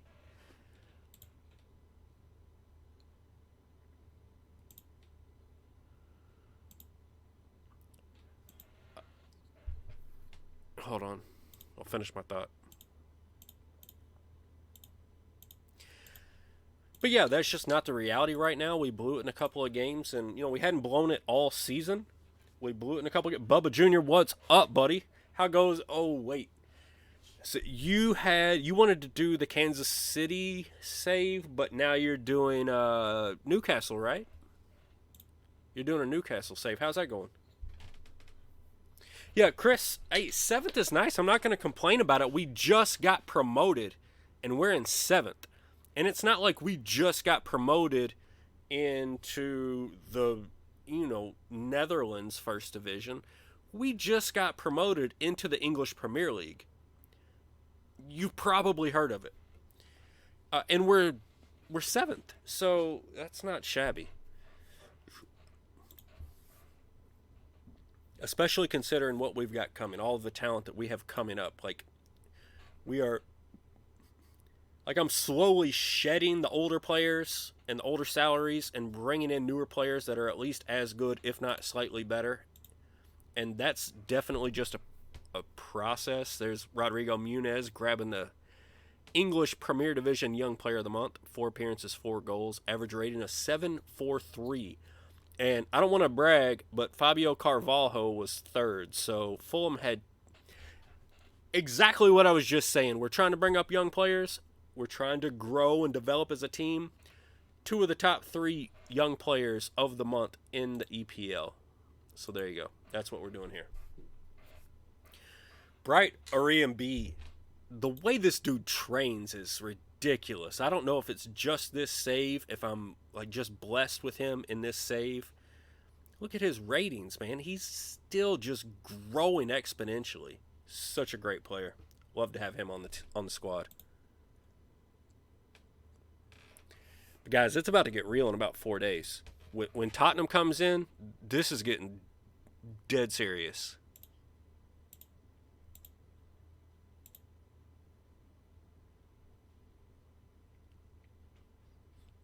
If we take care of Tottenham, and then we're losing to Liverpool on the road. There's no way around that. God, I wish we could get the work permit for Luka. 9 appearances, 8 goals. Granted, he's in the Netherlands at PSV, but still, heck of a player. This one's not too shabby either.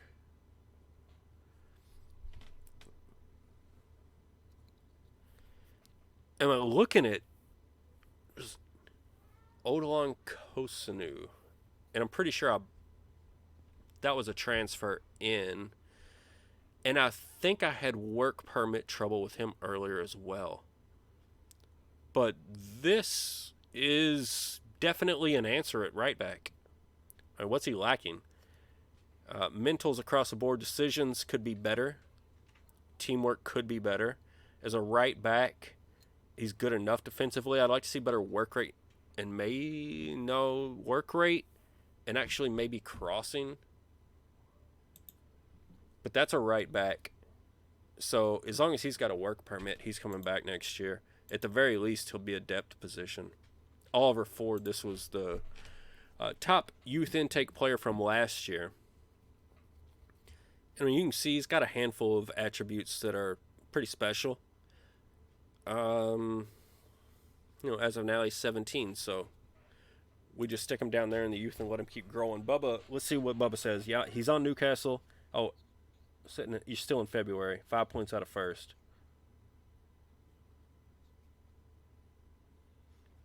So you're 5 points out of first, but you're in the Champions League. That's awesome.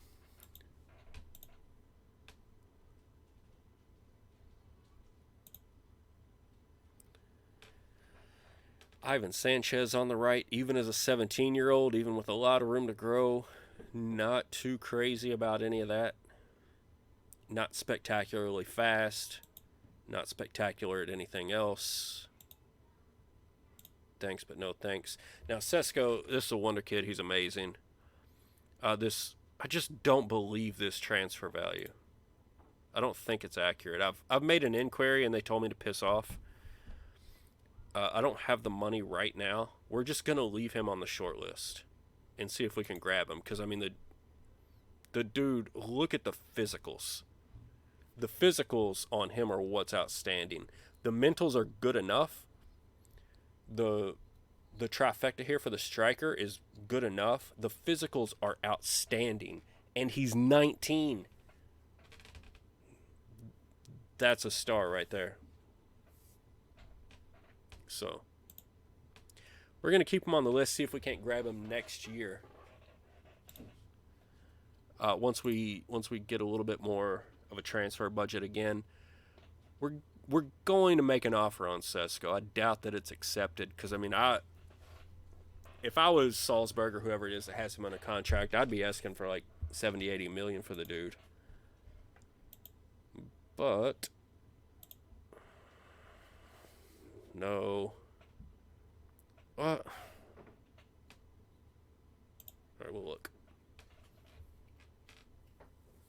Teamwork, work rate, really solid. Not enough for a central defender. Not even a young one, I don't think. Not enough potential ability for a young one is what I'll say. If his potential ability was full, maybe.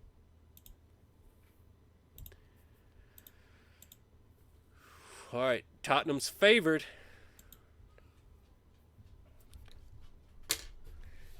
Time to get it, boys. You blew it 2 games earlier in this stream. You blew it against West Ham. You blew it against Southampton. Time to fix what you broke. Go out there and get a win. I mean, Arima B again with a 10.0 in training. Like, the guy's a training god. Absolute training god. He's so good in my save.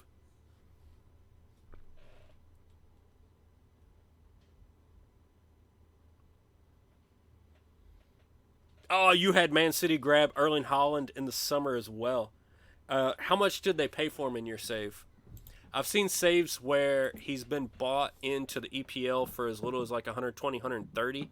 I'm pretty sure in my save, Man City bought him for 160.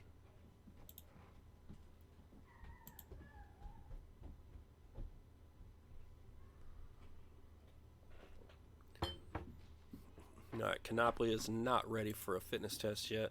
It's unfortunate. Everton lost. That's good for us. But what we need to do is go out and beat Tottenham. So let's get it.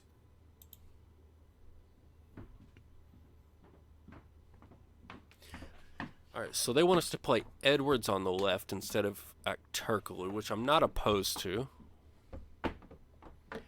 Joe Bryan's healthy enough to play. Arima B, Adarabayo, rather, sorry. Kamara.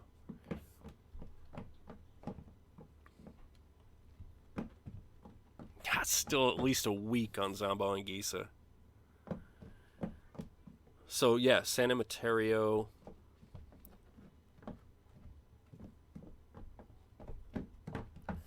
Actually, think this is really solid. We just need to figure out our striker situation. Looks like Mitrovic has played the most lately. Let's switch it back over to Rodrigo Muniz, and he's going to go as a complete forward on the attack, baby. All right, let's get it. 135 million. Yeah, 135 million for Erling Haaland. I mean, that's not too shabby, I don't suppose.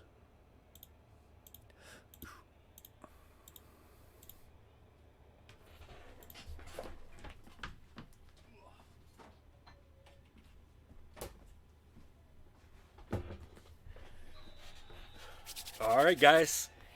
Here it is. Last 3 games of the year.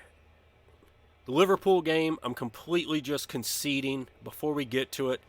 Tottenham today, and then Chelsea in about a week. And that defines our entire season. So here we go, Kamara. Make a play, babe. Oh, my God, he made a run. They saw the run, and he couldn't finish it, but we get the corner.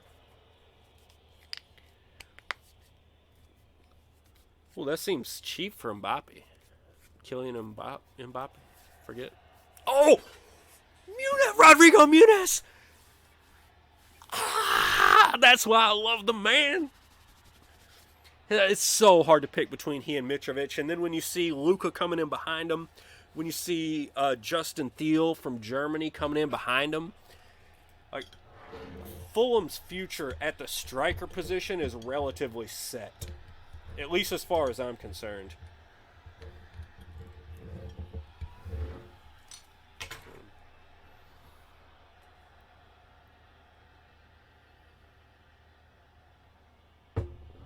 Ooh. I thought that might be one of those where they sent the big cross in and like the one dude heads it to another dude. I had one of those earlier. They sent a cross in, and I believe it was that Turkoglu. Oh, Rodrigo Muniz! This is what we should have done to West Ham. This is what we should have done to Southampton. Hey, better late than never, lads. Better late than never. 2-0, 14 minutes in against Tottenham. Watch this. Watch what happens. Rodrigo Muniz, right in front of the goal. Nobody finds it. Right, Darabio. The defensive, oh my gosh. Unreal. Yeah, that's Mbappe. He got purchased. I can't even finish my thought before Harry Wilson sends a direct free kick up to the left. Oh my God. What a start to this match between the Cottagers and the Hotspurs. Look at this free kick from Harry Wilson. What a wicked curve. But yeah, I believe either Man U or Man City or one of the English teams bought Mbappe in my save, so it wasn't really an option to get him for $50 million from anywhere. We got assistant coaches in the background everywhere going wild. The fans are going wild. I'm going wild. It's 3-0. Cottagers over Hotspurs. Clear the corner. Let's take this 3-0 into the half. Go take our lumps at Liverpool and see what we can do. Okay, Carvalho's injured. All right, we don't want it to be worse. We're up 3-0. Yeah. Let's bring in Kieran Dow.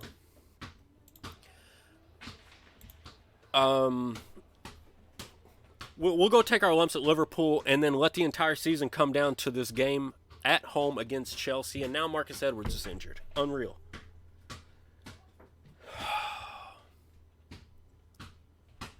Come on. Like, why? It's non-stop injuries over these last few games. All right. Karamak Tarklu is fine. Now, that's 2 of our 3 subs, so I mean, we can't really make any subs unless somebody gets injured until about 75th, 80th minute.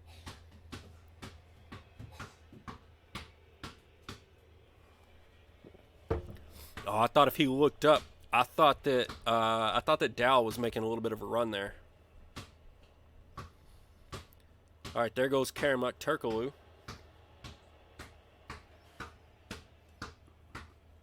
Yeah, when the guys tell you they have absolutely no interest, you just kind of have to move on. There's only so much you can do about that. It's real. Come on. That's the reason I want to get into the European competition so bad, because I feel like you can only move your reputation forward so much just like in league play. Like, you've got to be in continental competition. And if you're not there, like, so many of these players just won't talk to you or would rather go to other clubs, or they're going to make you pay more. And like, you're kind of behind the 8 ball.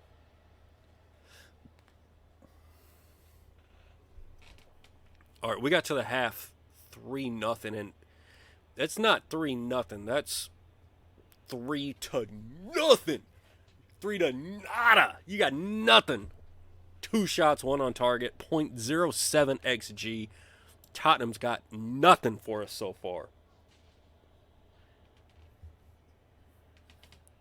Right. You'll be bottlenecked. That's why we're trying so hard to get into that Euro 2. Now, the one thing that you can do, especially in a situation like I've got, is try to bleed off some of the older players and some of the bigger salaries and bring up younger guys. But, you know, that's a work in progress and it takes time. All right, first of all, guys, I'm very pleased with what you're doing out here. Second of all, let's change our tactics completely, because what we're doing is working very well, so let's do something completely different. I'm not going to completely change all of it, but I am going to at least turn off most of the very high intensity stuff.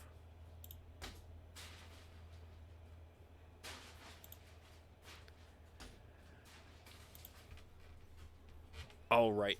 Normally what I would do here is bring in either a defensive mid or either a defensive midfielder or another defensive mid, or both, and go to a more defensive mentality.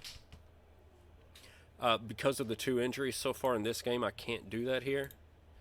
So we'll leave in the current formation and the current mentality.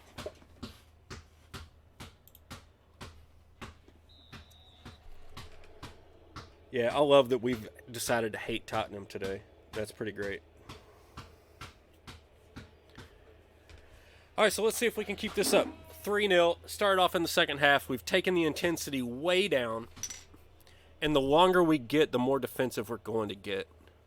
The more I'm going to start dropping these guys back. Like, my next move will be, if we can last to about 55, 60 minutes, I'm going to take Dow from the attacking midfield, drop him back to the mid-center. No! Whew. Drop Dow back to a mid-center and drop Fadisen and Matario back to a defensive midfielder. And probably switch from positive to probably cautious.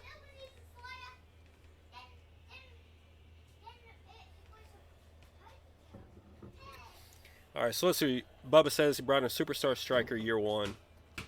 Alexander Isaac. 30 goals, okay? Golden boot. Wants to go to a team that'd get him some Champions League football. Yeah, that all that sounds about right. That's about what I experienced. Not so much this year yet, but in FM21 in my Kaiserslautern save, saw a lot of that kind of thing going on. And the nice thing was I made some money off some big transfers. I was mostly able to go to Central and South America and just find defensive backs, fullbacks, all day, every day. And Arsenal and Man U and these English teams kept buying them for like 50, 60 million a pop. Kieran Dow sent one in. Rebound came off and we couldn't get to it. That's all right. We're up 3 goals. We're doing fine. Fadi, yep. Yeah, we're going to go ahead and start making these changes.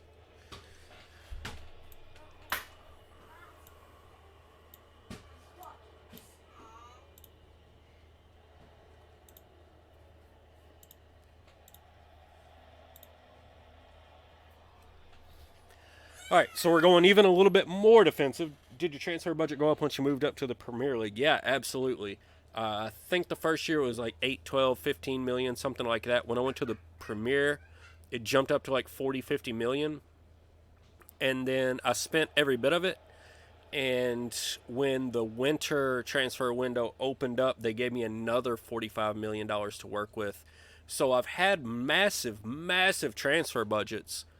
And I sent a fair amount of that into the payroll budget, but it got to the point they won't let me raise the payroll budget above $88 million. And so, like, I've still got a huge amount of transfer budget, but all I can do is bring players in for like 100, 200K. Shoot. All right, so Arima B picked up an injury, and that is why we saved a sub. We still got a sub, right? 1. Alfie Mawson, please. Cool. So yeah, I have plenty of transfer budget. That hasn't been the problem. So I've not minded too much to overspend for a player here and there as long as the salary wasn't going to be crazy. You know, like Marcus Edwards, I spent $30 million on him, and I think he's still going to turn out once he settles in. Woo! Kieran Dow ripped one. But yeah, I don't mind overpaying a little bit in the transfer if I can get a realistic salary.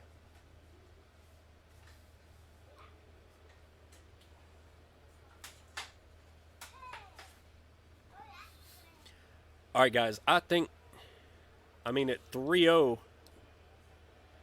I think we're good here. So everybody buckle down. Go grab your favorite beverage. Don't take your break just yet, because that Turkaloo might have something to... Oh!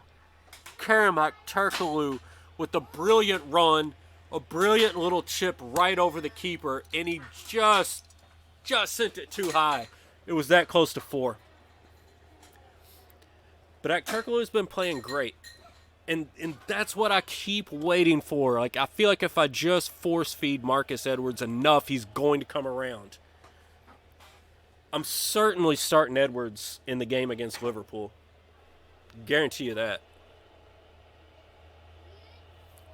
Woo, keep that sheet clean, Levikovic. Son. Can't be offside like that.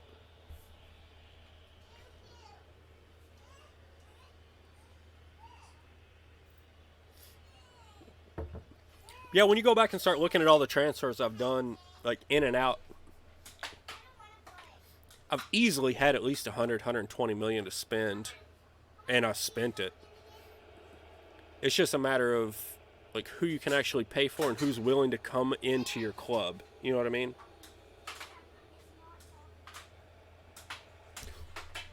Oh, he hurt him.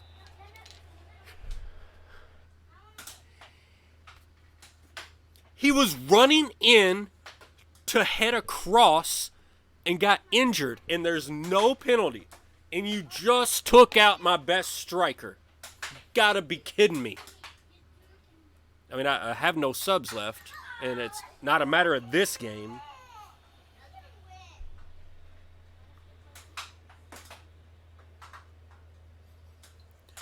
Yeah, I do like the chips. The chips over the goalkeeper, those are nice. I actually really like the super hard crashing headers on a corner when it's not the guy lurking near the post, but it's one of the guys that's back that comes in, just crashes in with that header. That's a really cool animation. I don't know. I'm really pissed.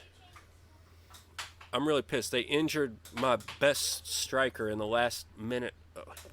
What in the world, guys? All right, good job in that match. Let's see what happens. Now, see, Southampton is now tied with us, and we're ahead because of goals. Chelsea, though, they've still got the match in hand, so they could climb up within 1 point. Then we lose to Liverpool, guaranteed. It all comes down to the game at Chelsea, folks.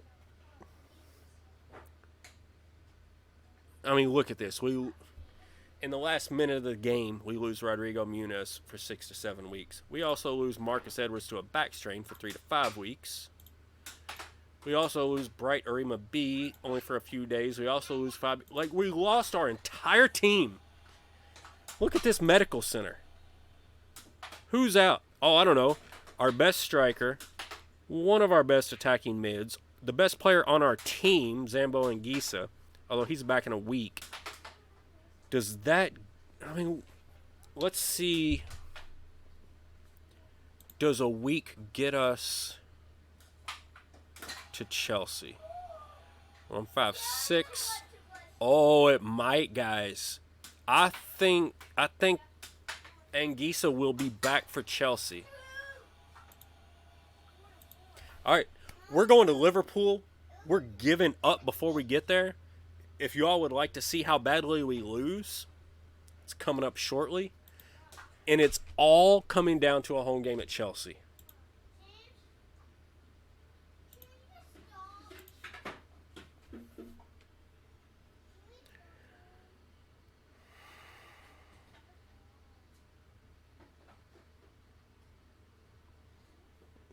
Yeah, Bubba, I think you're right. I think that was totally like some Tanya Harding crap. Like, oh, look how pretty Rodrigo Muniz scored that goal. Let me just push him in the knee with a steel club. Like, some nonsense. Look who's my top goal scorer now. He and Mitrovic, you've seen over the past few games how I've tried to even out their playing time, their appearances. Rodrigo Muniz has now moved ahead of Mitrovic. Of course, Harry Wilson's still holding down most assists, even though I've done my very best to bury him on the bench.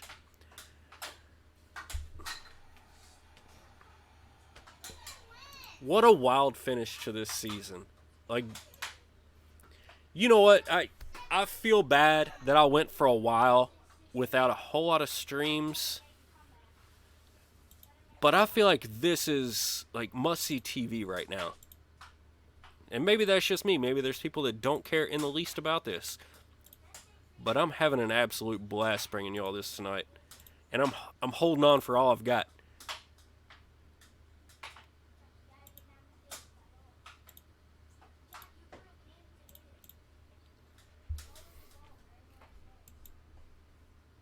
You know, we got assistant coaches going crazy over here. We got streamer beverage over here. We had the horrible little drought at home. But we're throwing it down. We're throwing it down right here tonight. That goal, anyone else is on your team in 20. Yeah.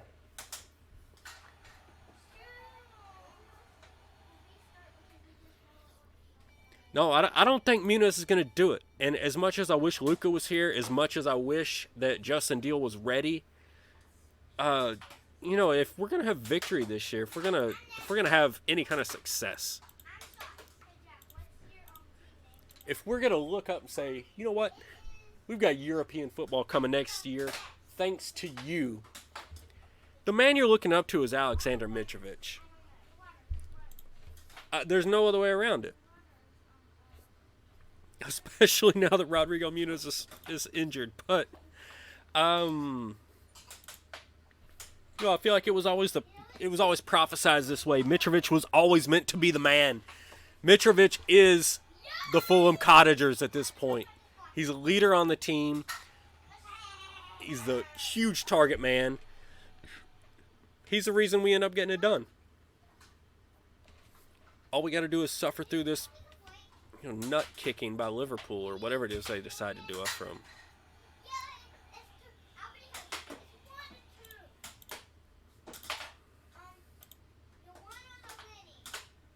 All right, all these heavy match loads, we're going to fix that in the next match because nobody important is playing at all. Not a single person. Chelsea dropped the game.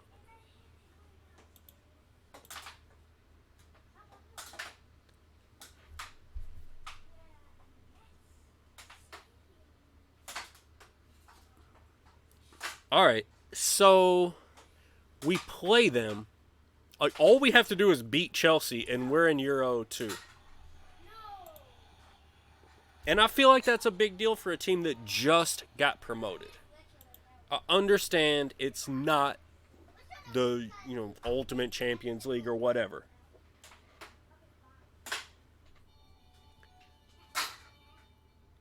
But that's a big deal for a team that just got promoted to jump straight into European competition. It just has to be. There's no other way around it. Of course, more injuries. Yep, I get it. Team selection. Yeah, I'll use your suggested squad for today, and then I'll change it all tomorrow. We're actually not a huge dog. A little bit more than 3-1. I mean, 3-1. If we're better than 3-1 at home is when I usually think, oh, we might be able to do something. Worse than 3-1 on the road. Yeah, I changed my mind. That is a huge dog. We're a huge dog.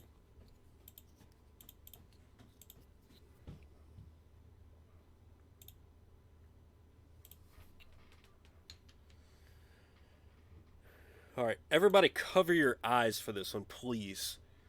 Chris, if you've got editing software, if you could edit this next match out of the YouTube video that you ultimately put up, that would probably be ideal. Because this not only is going to be an inferior team on the road at Liverpool, but we are not putting the best of our best out there. I promise you.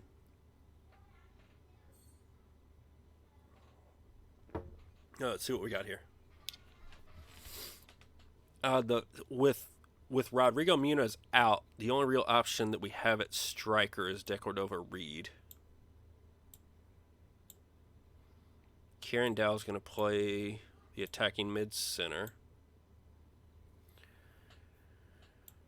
Going to get Tom Kearney in. Now, Tom Kearney used to be the captain. He's a good player. He's just older. So, this isn't horrid.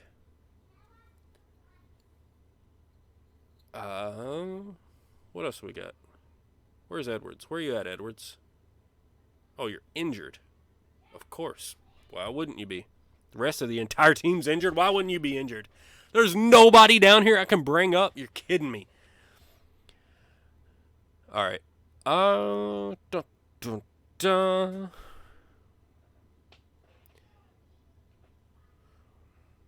Harrison Reed, Mitrovic. Binkovic is coming on for right there, I think. Alfie Mawson here.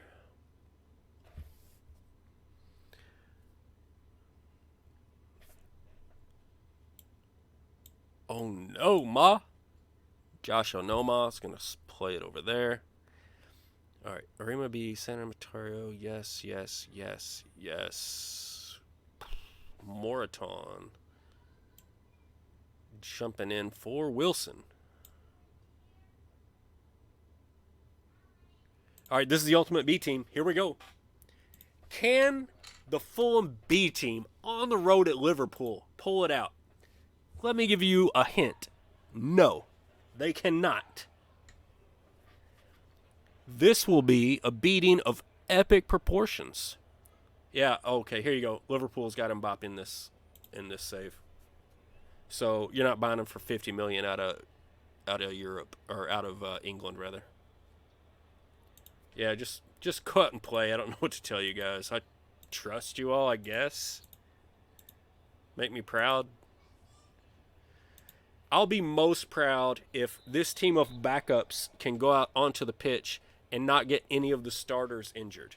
If they can do that, which may be difficult given the circumstances, then I'll give them credit for sure. So out of what's out there right now, Teat is a starter, Brian is a starter, Karamak Turkoglu is a starter, and obviously Levikovic, the keeper.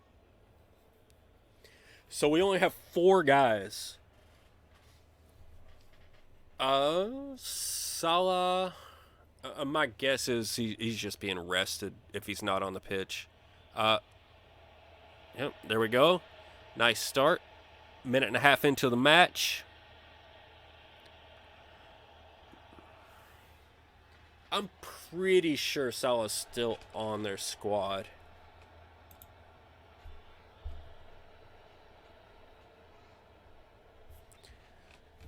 Maybe I should completely change everything to be just full defensive. That probably would have been smart, but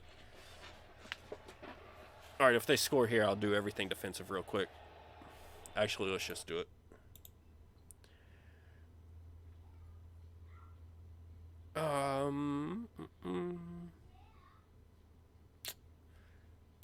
No, not yet.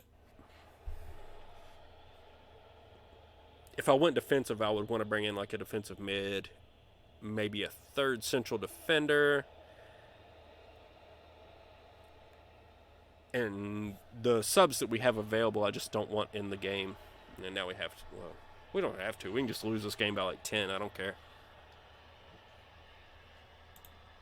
We can definitely go very defensive.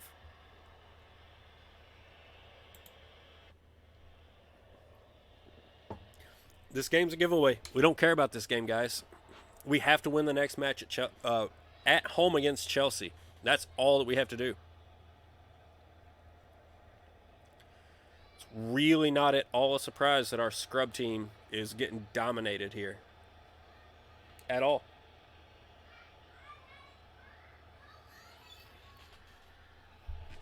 You just see what Liverpool could do against a team from, that should be playing in the Sky Bet 1. Well, I do wish we could get Levikovic out. I shouldn't have had him in. 5 shots, 3 goals. How pathetic.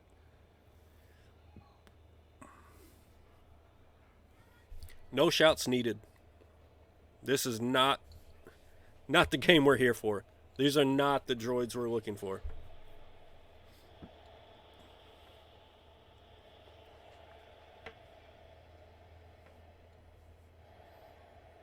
Although it would be nice if Binkovic would get out there and realize he's getting drug around the pitch and be like, oh, wait, maybe I shouldn't be a jerk.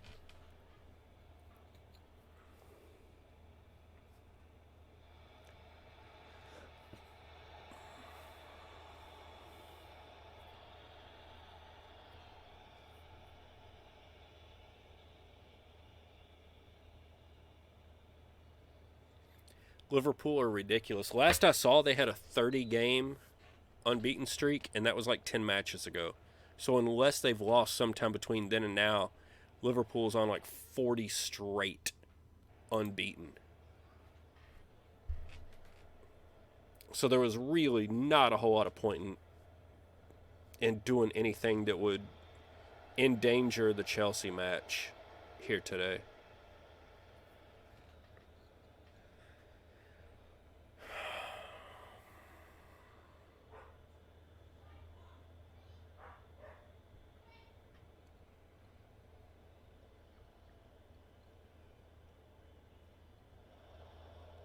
So Lavikovic even diving for that. Just let it go, bro. That's way over your head.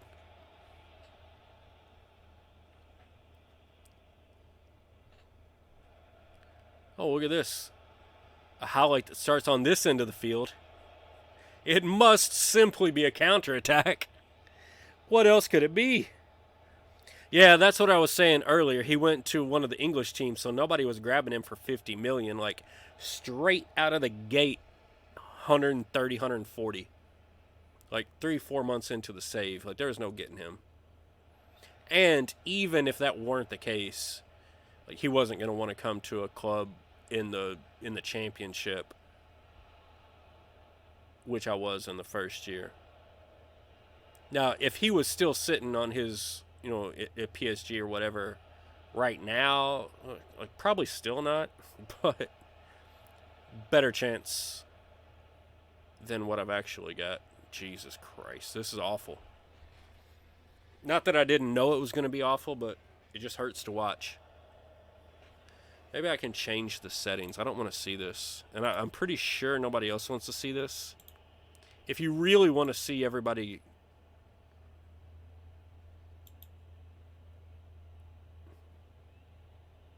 If you really want to see it, just let me know. But I don't want to see it. Penalty. Great.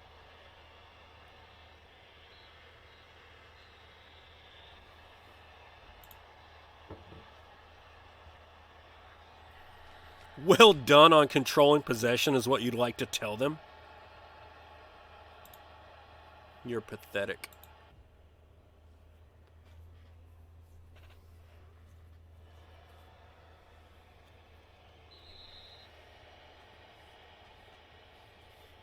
Well, yeah, he might have considered Fulham if I was in the Euros, but you got to consider that gives the AI 2 years to poach the guy before I even have a chance at Euros. So... Remind me to change this back to extended highlights for Chelsea.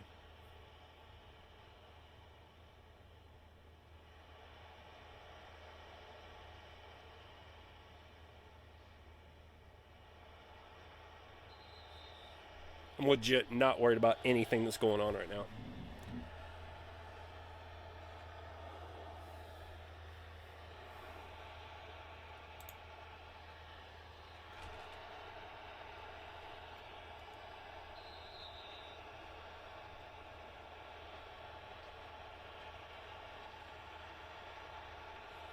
Even if we put our best squad out there, there's every possibility that this is a 3-0, even 4-0 game.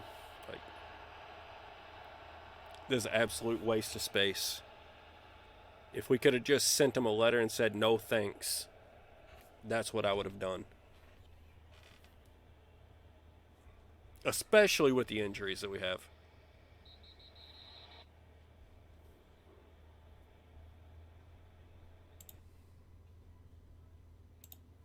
Still far from pleased. I can still tell them they suck. Oh, doesn't matter. Who's going to the Euros? Who's going to the Euros? Chelsea lost. We can lose. It doesn't matter at all. Let's see if we can properly get ahead of Southampton. There's no way to get ahead of Everton. But let's just get into 6th here. We don't want your gimme. I want to go out there and beat Chelsea. What's this?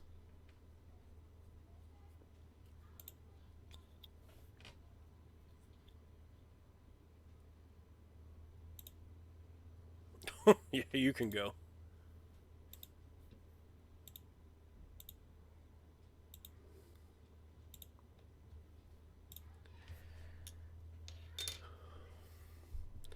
All right, so we are absolutely headed to Euro 2s.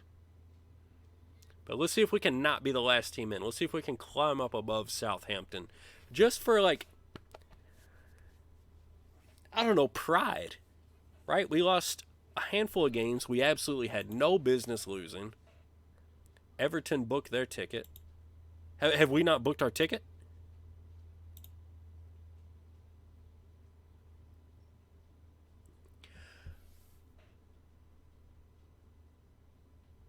It might be something.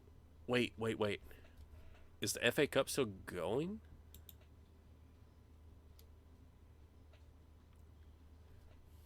Arsenal versus West Ham. I think if West Ham wins, they take a spot here. So, change my mind. This game still matters. Also, I really love Arsenal. So, please dispatch of West Ham.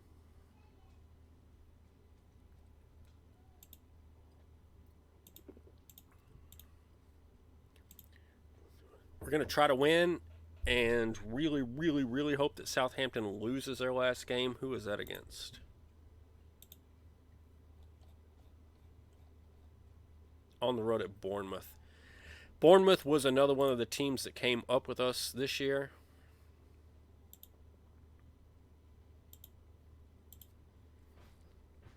Oh, man. Now I'm sick to my stomach. If West Ham wins that, I can't even think right.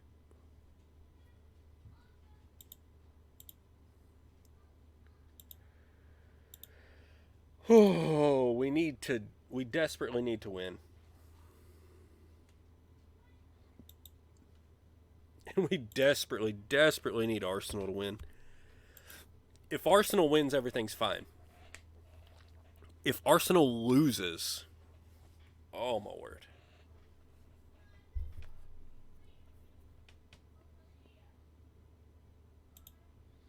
Right, if West Ham wins,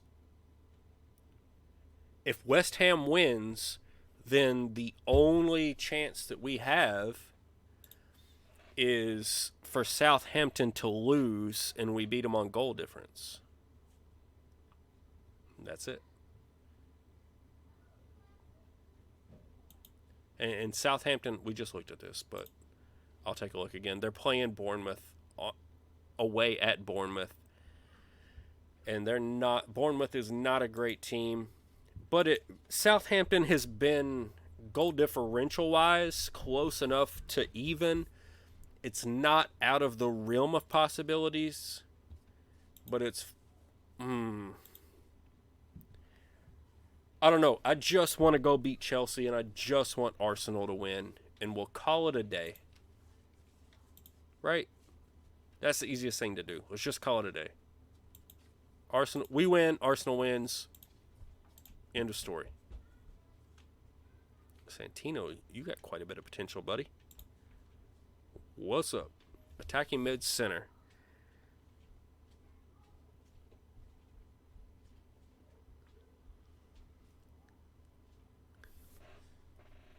I feel like he's very close, but not quite.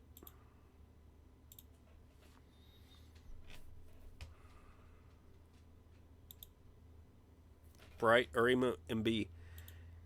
Every single week, he's just the hardest worker in the match engine. I don't know what to say about this guy. Every week he's 9.8 or a 9.5, 9. He's above a 9 in training every week. I'm not going to praise him this week just because if you do it too much, they kind of get pissy with you.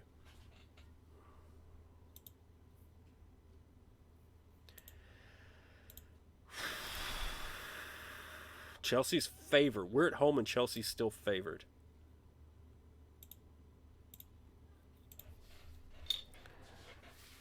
If we had just beaten West Ham at home, this wouldn't be a question right now.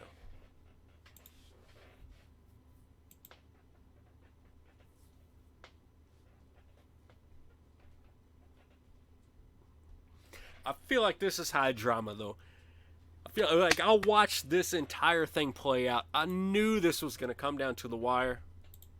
I didn't think it would happen in the way that it did, but I knew that it would.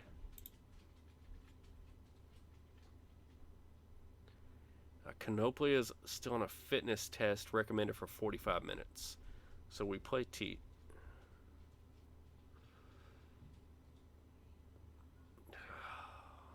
Anguissa can go for 75 minutes. Rodrigo Muniz still can't go. I thought he was like, oh no, it was Anguissa that was 2 weeks, not Rodrigo Muniz. Oh my word, this is killing me, guys. This is killing me. Oh yes. Make sure I switch back to extended highlights.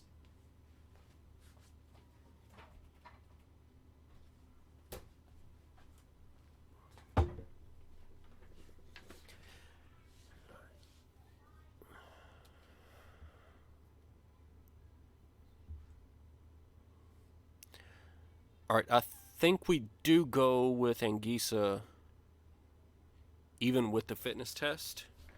I think he's fine.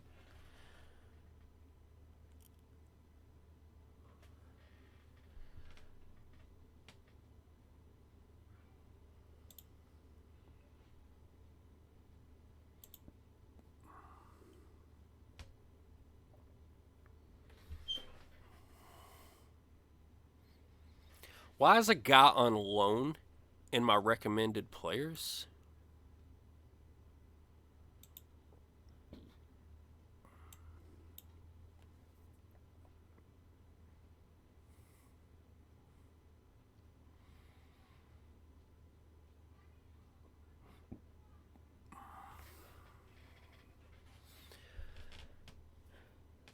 All right, if anybody has any suggestions, now is the time to get them in. I think this is how we're going to set up for this last match. I feel pretty good about it. All right, here we go. Fulham and Chelsea.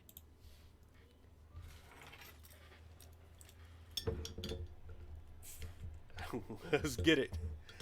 Let's go. Kai Havertz. Always doing things and stuff, and then Pulisic and Lukaku. Jesus. They got some dangerous guys up front. Let's leave it at that. What's up? Sulama, what's up, buddy? Glad to have you here. We absolutely shit our pants at home against West Ham and a handful of other teams. And so now we're fighting for our lives in the last game of the Premier League. If we win, then we just need either Arsenal to win or what was the other one? We need Arsenal to beat West Ham in the FA or Southampton to lose, and we're good. And if we lose, it's just going to be bad. Let's just go. Let's get it. I got faith in you. I got faith in you too. Bum bum. I got faith in you too. Trust you to make a difference. Let's go. Sully, perfect. Like, listen, Sully, if if anything gets crazy, I'm going to trust that you will land us in the Hudson. What am I missing? Highlights. Extended highlights. There we go.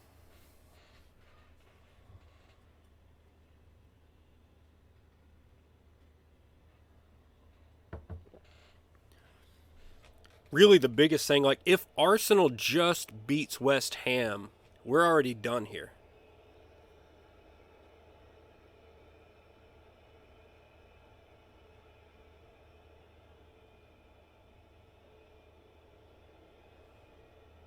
But that game won't even be played today. So what we need to root for today is we need to beat Chelsea, and we desperately need for Southampton to lose. So those are the two scores to keep an eye on. Sully in soccer or football or whatever, I actually don't really support any team. It's a sport that I got into mostly through FM and through my kids playing soccer. So I don't naturally really have a team. I live in the U.S. in Cincinnati, so I mean, the Cincinnati MLS team, whatever they're called, if you want to say I support them, fine. I do have some family ties to Germany. I know a lot of them are near Nuremberg. So, no, Christian Pulisic, what a jerk. So FC Nuremberg to some degree. Also, a lot of people in that area are fans of Bayern.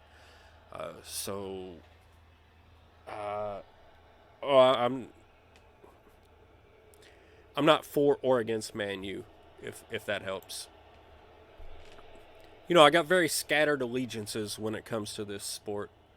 But what we need to have happen Kenny Teat, don't turn around and throw it into Christian Pulisic's chest. Try to give it to one of your players this time. See if that makes a difference. My goodness. Get up the pitch and go make something happen. Hey, you'll be glad to know if... is Ole actually out?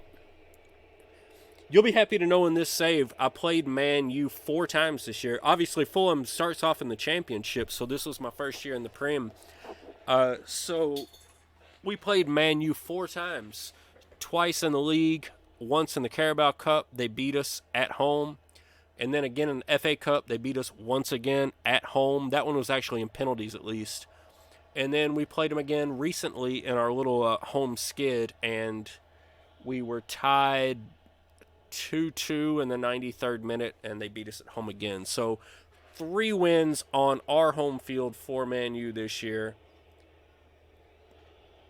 So if you just want to sit around and watch Man U win a bunch of soccer matches, right here's your play. Oh my God, Carvalho came through, lit one off, and it sailed straight over. Guys, wake up. You're at home. You got shit to get accomplished tonight. Get it done. Get it done. No way. I wasn't talking to you, Chelsea.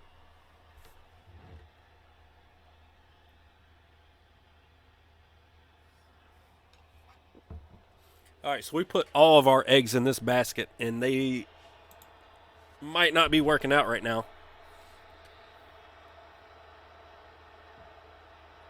Like, the XG isn't horribly off, but we're not dominating it the way that we should be. God, I really wish that we had Rodrigo Muniz right now, because Mitrovic hasn't the greatest match yet, but do it now. He doesn't do it now. Give it back to Wilson. No. Kamara, no. Calm down, guys. That was a brutal first half.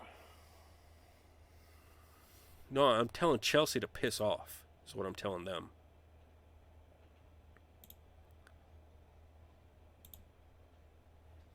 All right, we got to lay into them a little bit. And then we got to find out where...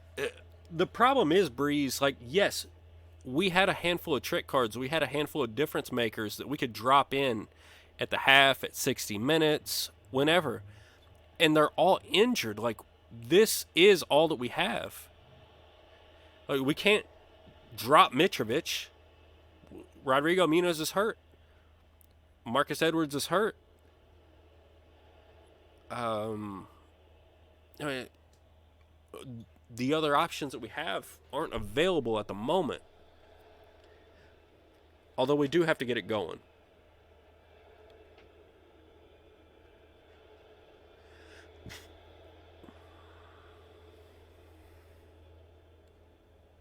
They're going to get one here. They're going to get one here. Oh, that's right! Karamak Turkaloo, baby! That's That's what I'm talking about. Yeah. And I say, yeah, yeah, yeah, yeah, yeah, yeah. Woo! Act Turkaloo. That's right.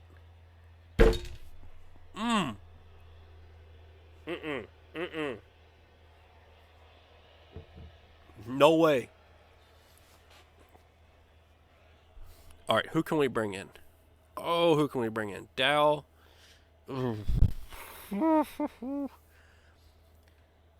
It's sparse out there. This might be a match. Oh, no, no, no, no, no, no, no.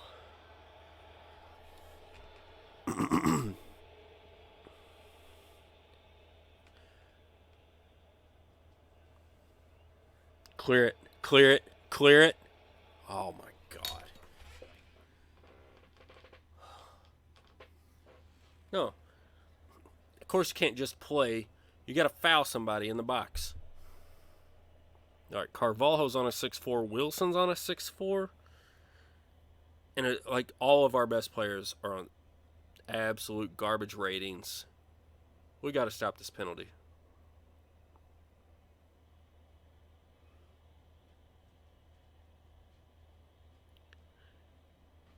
Then we might actually have to get Tarkalu out.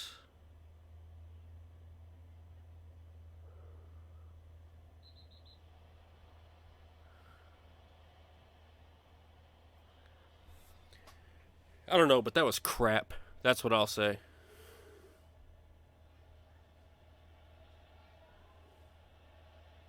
Nice to have you back. Wish you wouldn't get penalties in the box there, bud.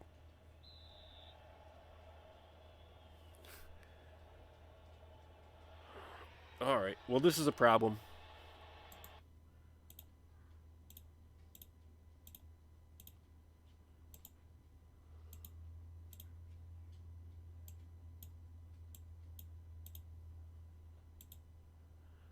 All right, we need to make things happen.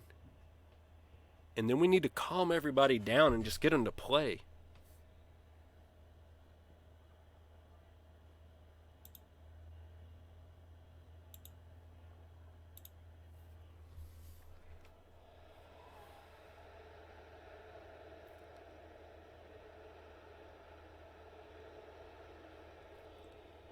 Calm now. Right there. Find a run. Pick something out. Pick it out. Come on, Kenny. I'll take the corner.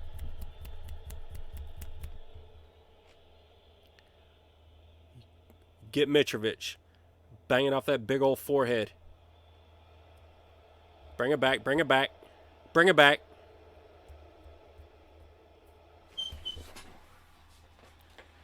I thought Adarabioyo had a little play there.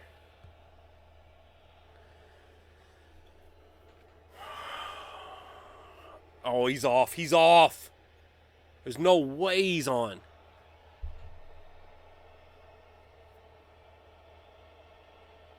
Had to be perfectly timed.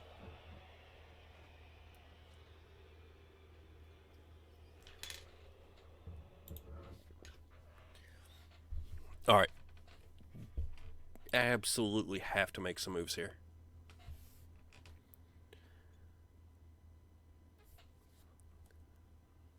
All right, so Fadi, Sanamaterio.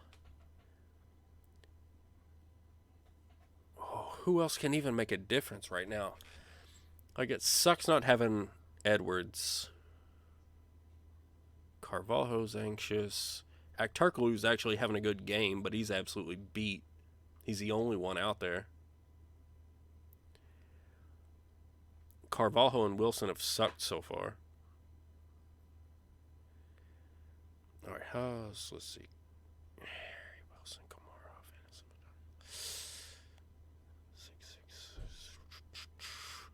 let's bring Kamara back for Adarabioyo. Bring in Harrison Reed. And let's get Canoplia back out there. Maybe that speed makes a difference. Maybe he can get down there, get a couple crosses out, do his thing, do his thing. All right, we're already on attacking. Let's get some encouragement. Get it up. Get fired up. We're played like crap against a terrible team.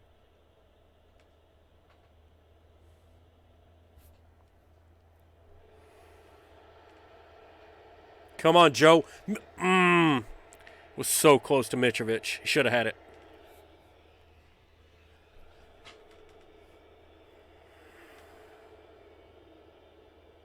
Get the ball away from that guy. Kai Havertz has been an absolute disaster for us. Come on, Carvalho.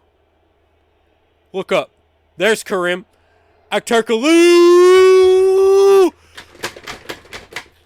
Don't go home yet, ladies and gentlemen. Don't go home yet. Let's get up. All right, we already moved the lines up, right? Yeah. All right.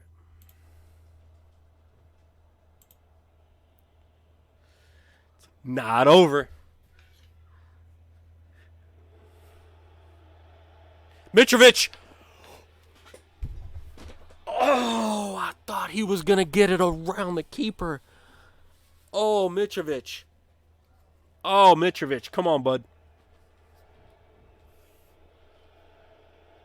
Grab it. Go. Go, Carvalho. Do it, Fabio. Do him dirty. Do him dirty. Mitrovic. Oh, come on, baby. Very attacking. Very attacking. Get it up. Let's go. Come on, Cottagers. Show some passion.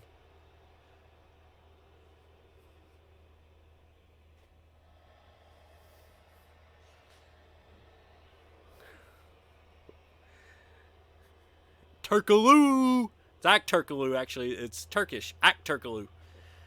Kerem Aktürkoğlu. There's an AK before the Turkoglu part. That's all I'm saying. Nope. Send it back down. Send it back down. Find Mitrovic.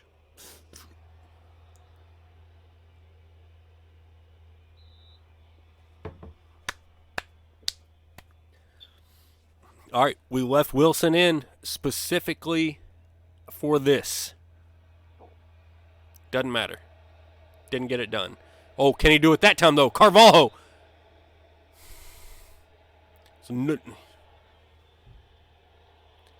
Leave the corner faster.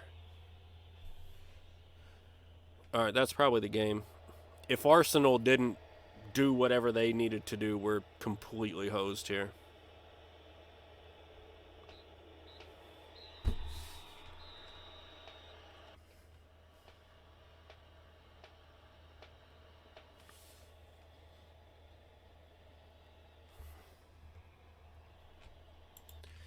All right, so now we just wait.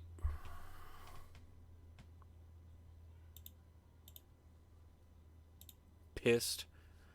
It's the stupidest end to the season you could possibly imagine.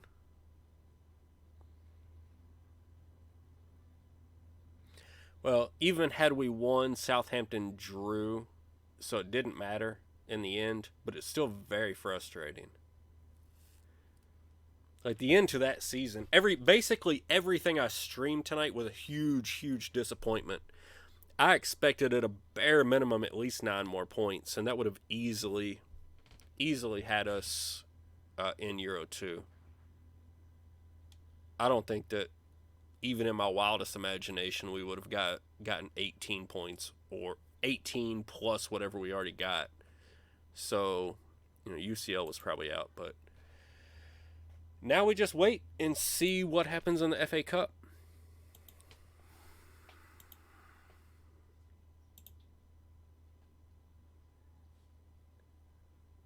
Got 37 million, okay. Nice. Bournemouth relegated.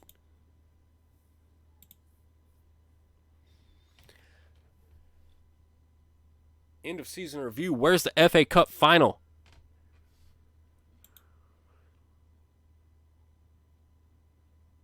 Like, did we miss it?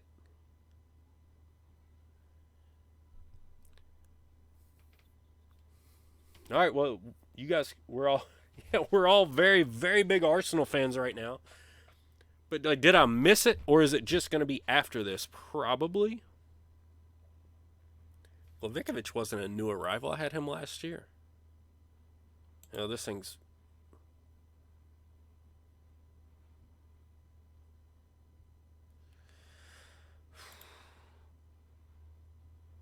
Goal of the season against Brighton. Let's check out the goal of the season, shall we?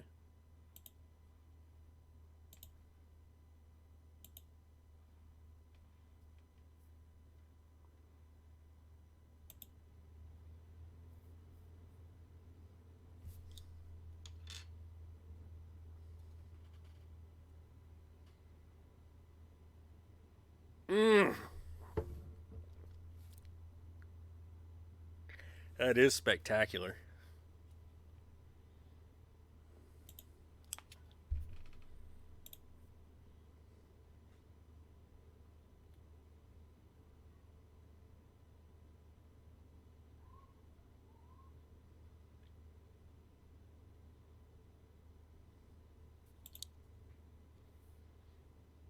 Rodrigo Muniz taking the spot at the top there. All right, I don't care about any of this crap. I would like to see...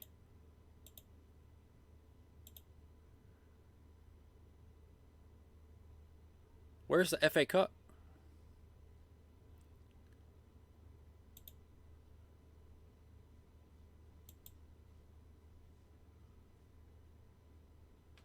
May 28th, 6 days away. Here we go. Yeah, I'm just going to accept all of this. End of season meeting.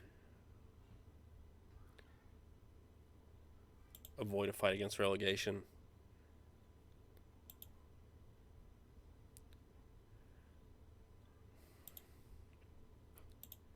These meetings are such a pain in the ass. Like, we just finished almost in the UCL chase, and I can't even say I want to avoid relegation. They lose their shit. They're like, oh no, that's way too optimistic. That's why the meetings and all of that part of the game completely piss me off. The press conferences piss me off. I like the roster building and the match engine. The rest of it needs a lot of work. I have nothing to say. Nothing to say. Thanks. Bye. Piss off.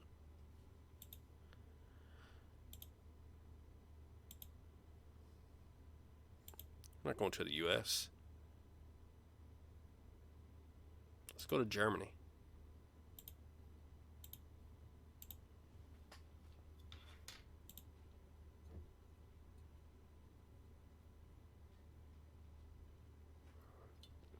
So there you can see another big transfer budget, $67 million.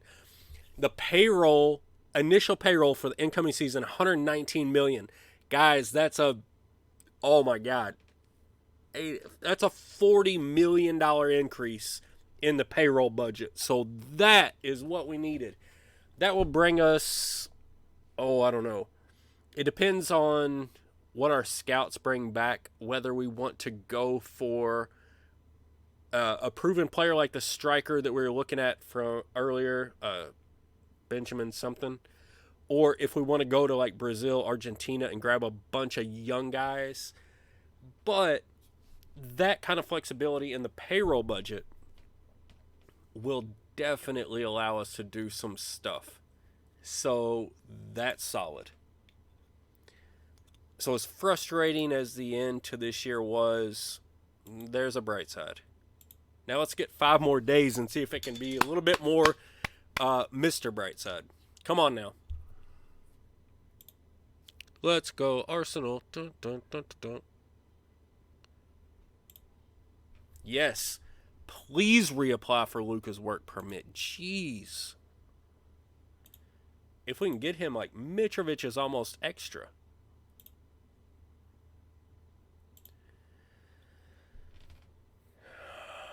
Come on now. Come on. Work permit. Do it.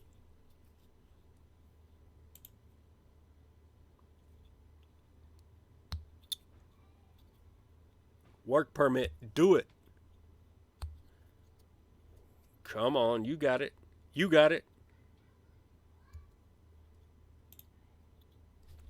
Yes! Look, I mean, I understand that you're like, well, didn't Mitrovic just get you 18 goals in the Premier?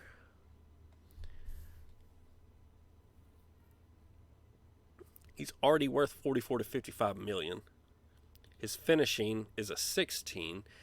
I do think his first touch might be a little bit lower. Heading and jumping reach, better. Mental's close. Very close. 7 years younger. $4 million, $5 million cheaper.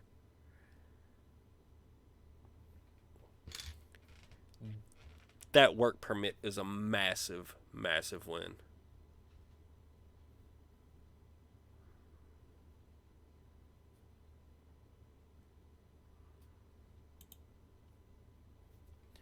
Well, look at that. Go ahead and look at that. Mitrovic is a little bit better vision. Luka has better speed. Physicals are even. Luka's better defending. Mentals are even. Luka's better aerial. He's better technical. No, he's not the future he's right now. Jesus Christ, he's worth more right now. He's worth more right now. He's never stepped foot into a Premier League game. He's already worth, I don't know what, about 33% more, give or take a third. Wait till he actually steps out there and does it on the field. Luka's the man. And the big thing is, that's not even necessarily the striker or the center, because we still have Justin Thiel from Germany, who's basically Rodrigo Muniz built over again. And so the thing is, we can scrape these older guys off. If we can find a way to move Mitrovic, that probably gives us $50 million in the transfer budget, $7 million in the payroll. Aston Villa chase Carvalho, good luck.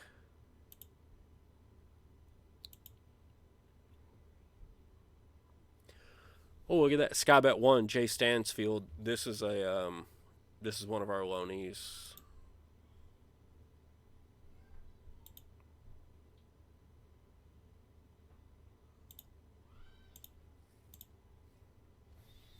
But yes, absolutely. Luka was definitely, I've always found there's some quality.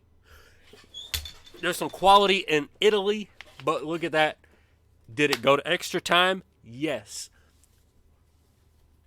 Oh, but Arsenal won it, baby. We're headed to Europe. Get lit. Woo!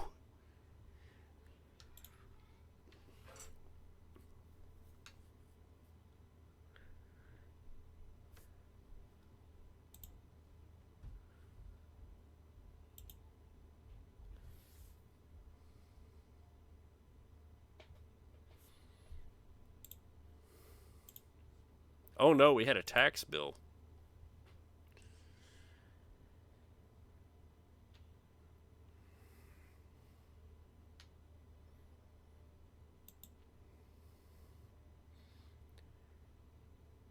And Shahid Khan interjected another $7 million, and there it is. Hey, you know what? Folks, it's not about the destination. It is about the journey. And we had, I'll save the language. We had a journey tonight. Your expletive goes here. I was so angry through almost the entirety of the stream. But here we go. We're into Euro Cup 2. It's not quite as good as it could have been. But I absolutely think for a team that just gained promotion into the EPL, this is probably the most realistic possibility possible. I don't know. So, I think this is one of those things where you develop this over 3, 4, 5 years, keep increasing the payroll budget, keep increasing the transfer budget, keep increasing everything else along with it, and that's how you push to the front. So it takes time, but here we are in year 2 in May of 2023 with the Fulham Cottagers. We're into the Euro Cup 2. Folks, there's nothing else to say. We did exactly what we came here to do tonight. We didn't win as many matches as we had hoped, but I think we got a lot of opportunity for the future, and I would absolutely love for anybody who's watching right now or who watches on YouTube, jump onto Discord or YouTube or wherever it is. Give me your suggestions, because I want to put this team forward, and I want to take over the EPL, and I want to start winning like the Ultimate Champions Leagues, whatever. Like, I want to push through European competitions. So I don't want spoilers on like Wonder Kids or whatever, but if you see things that you think I'm doing right, that's great, or things that I'm doing completely wrong, please let me know. But either way, man, this was a blast. Thanks, Sharpie. He said thanks for the stream. Hey, thanks for being here. I appreciate anybody that jumps in and has anything to say. Breeze, Bubba, Chris, Sully, all you guys, anybody that was in here tonight. It was an awesome stream. I thank you all for it. I had an absolutely great time. But I'm going to cut it off here, and then I'll get through my summer stuff, get into next season, kind of get a feel for what's going on, and I'll be back probably in the next week or two. But thanks so much. Absolutely great time. See you all soon, and catch you next time.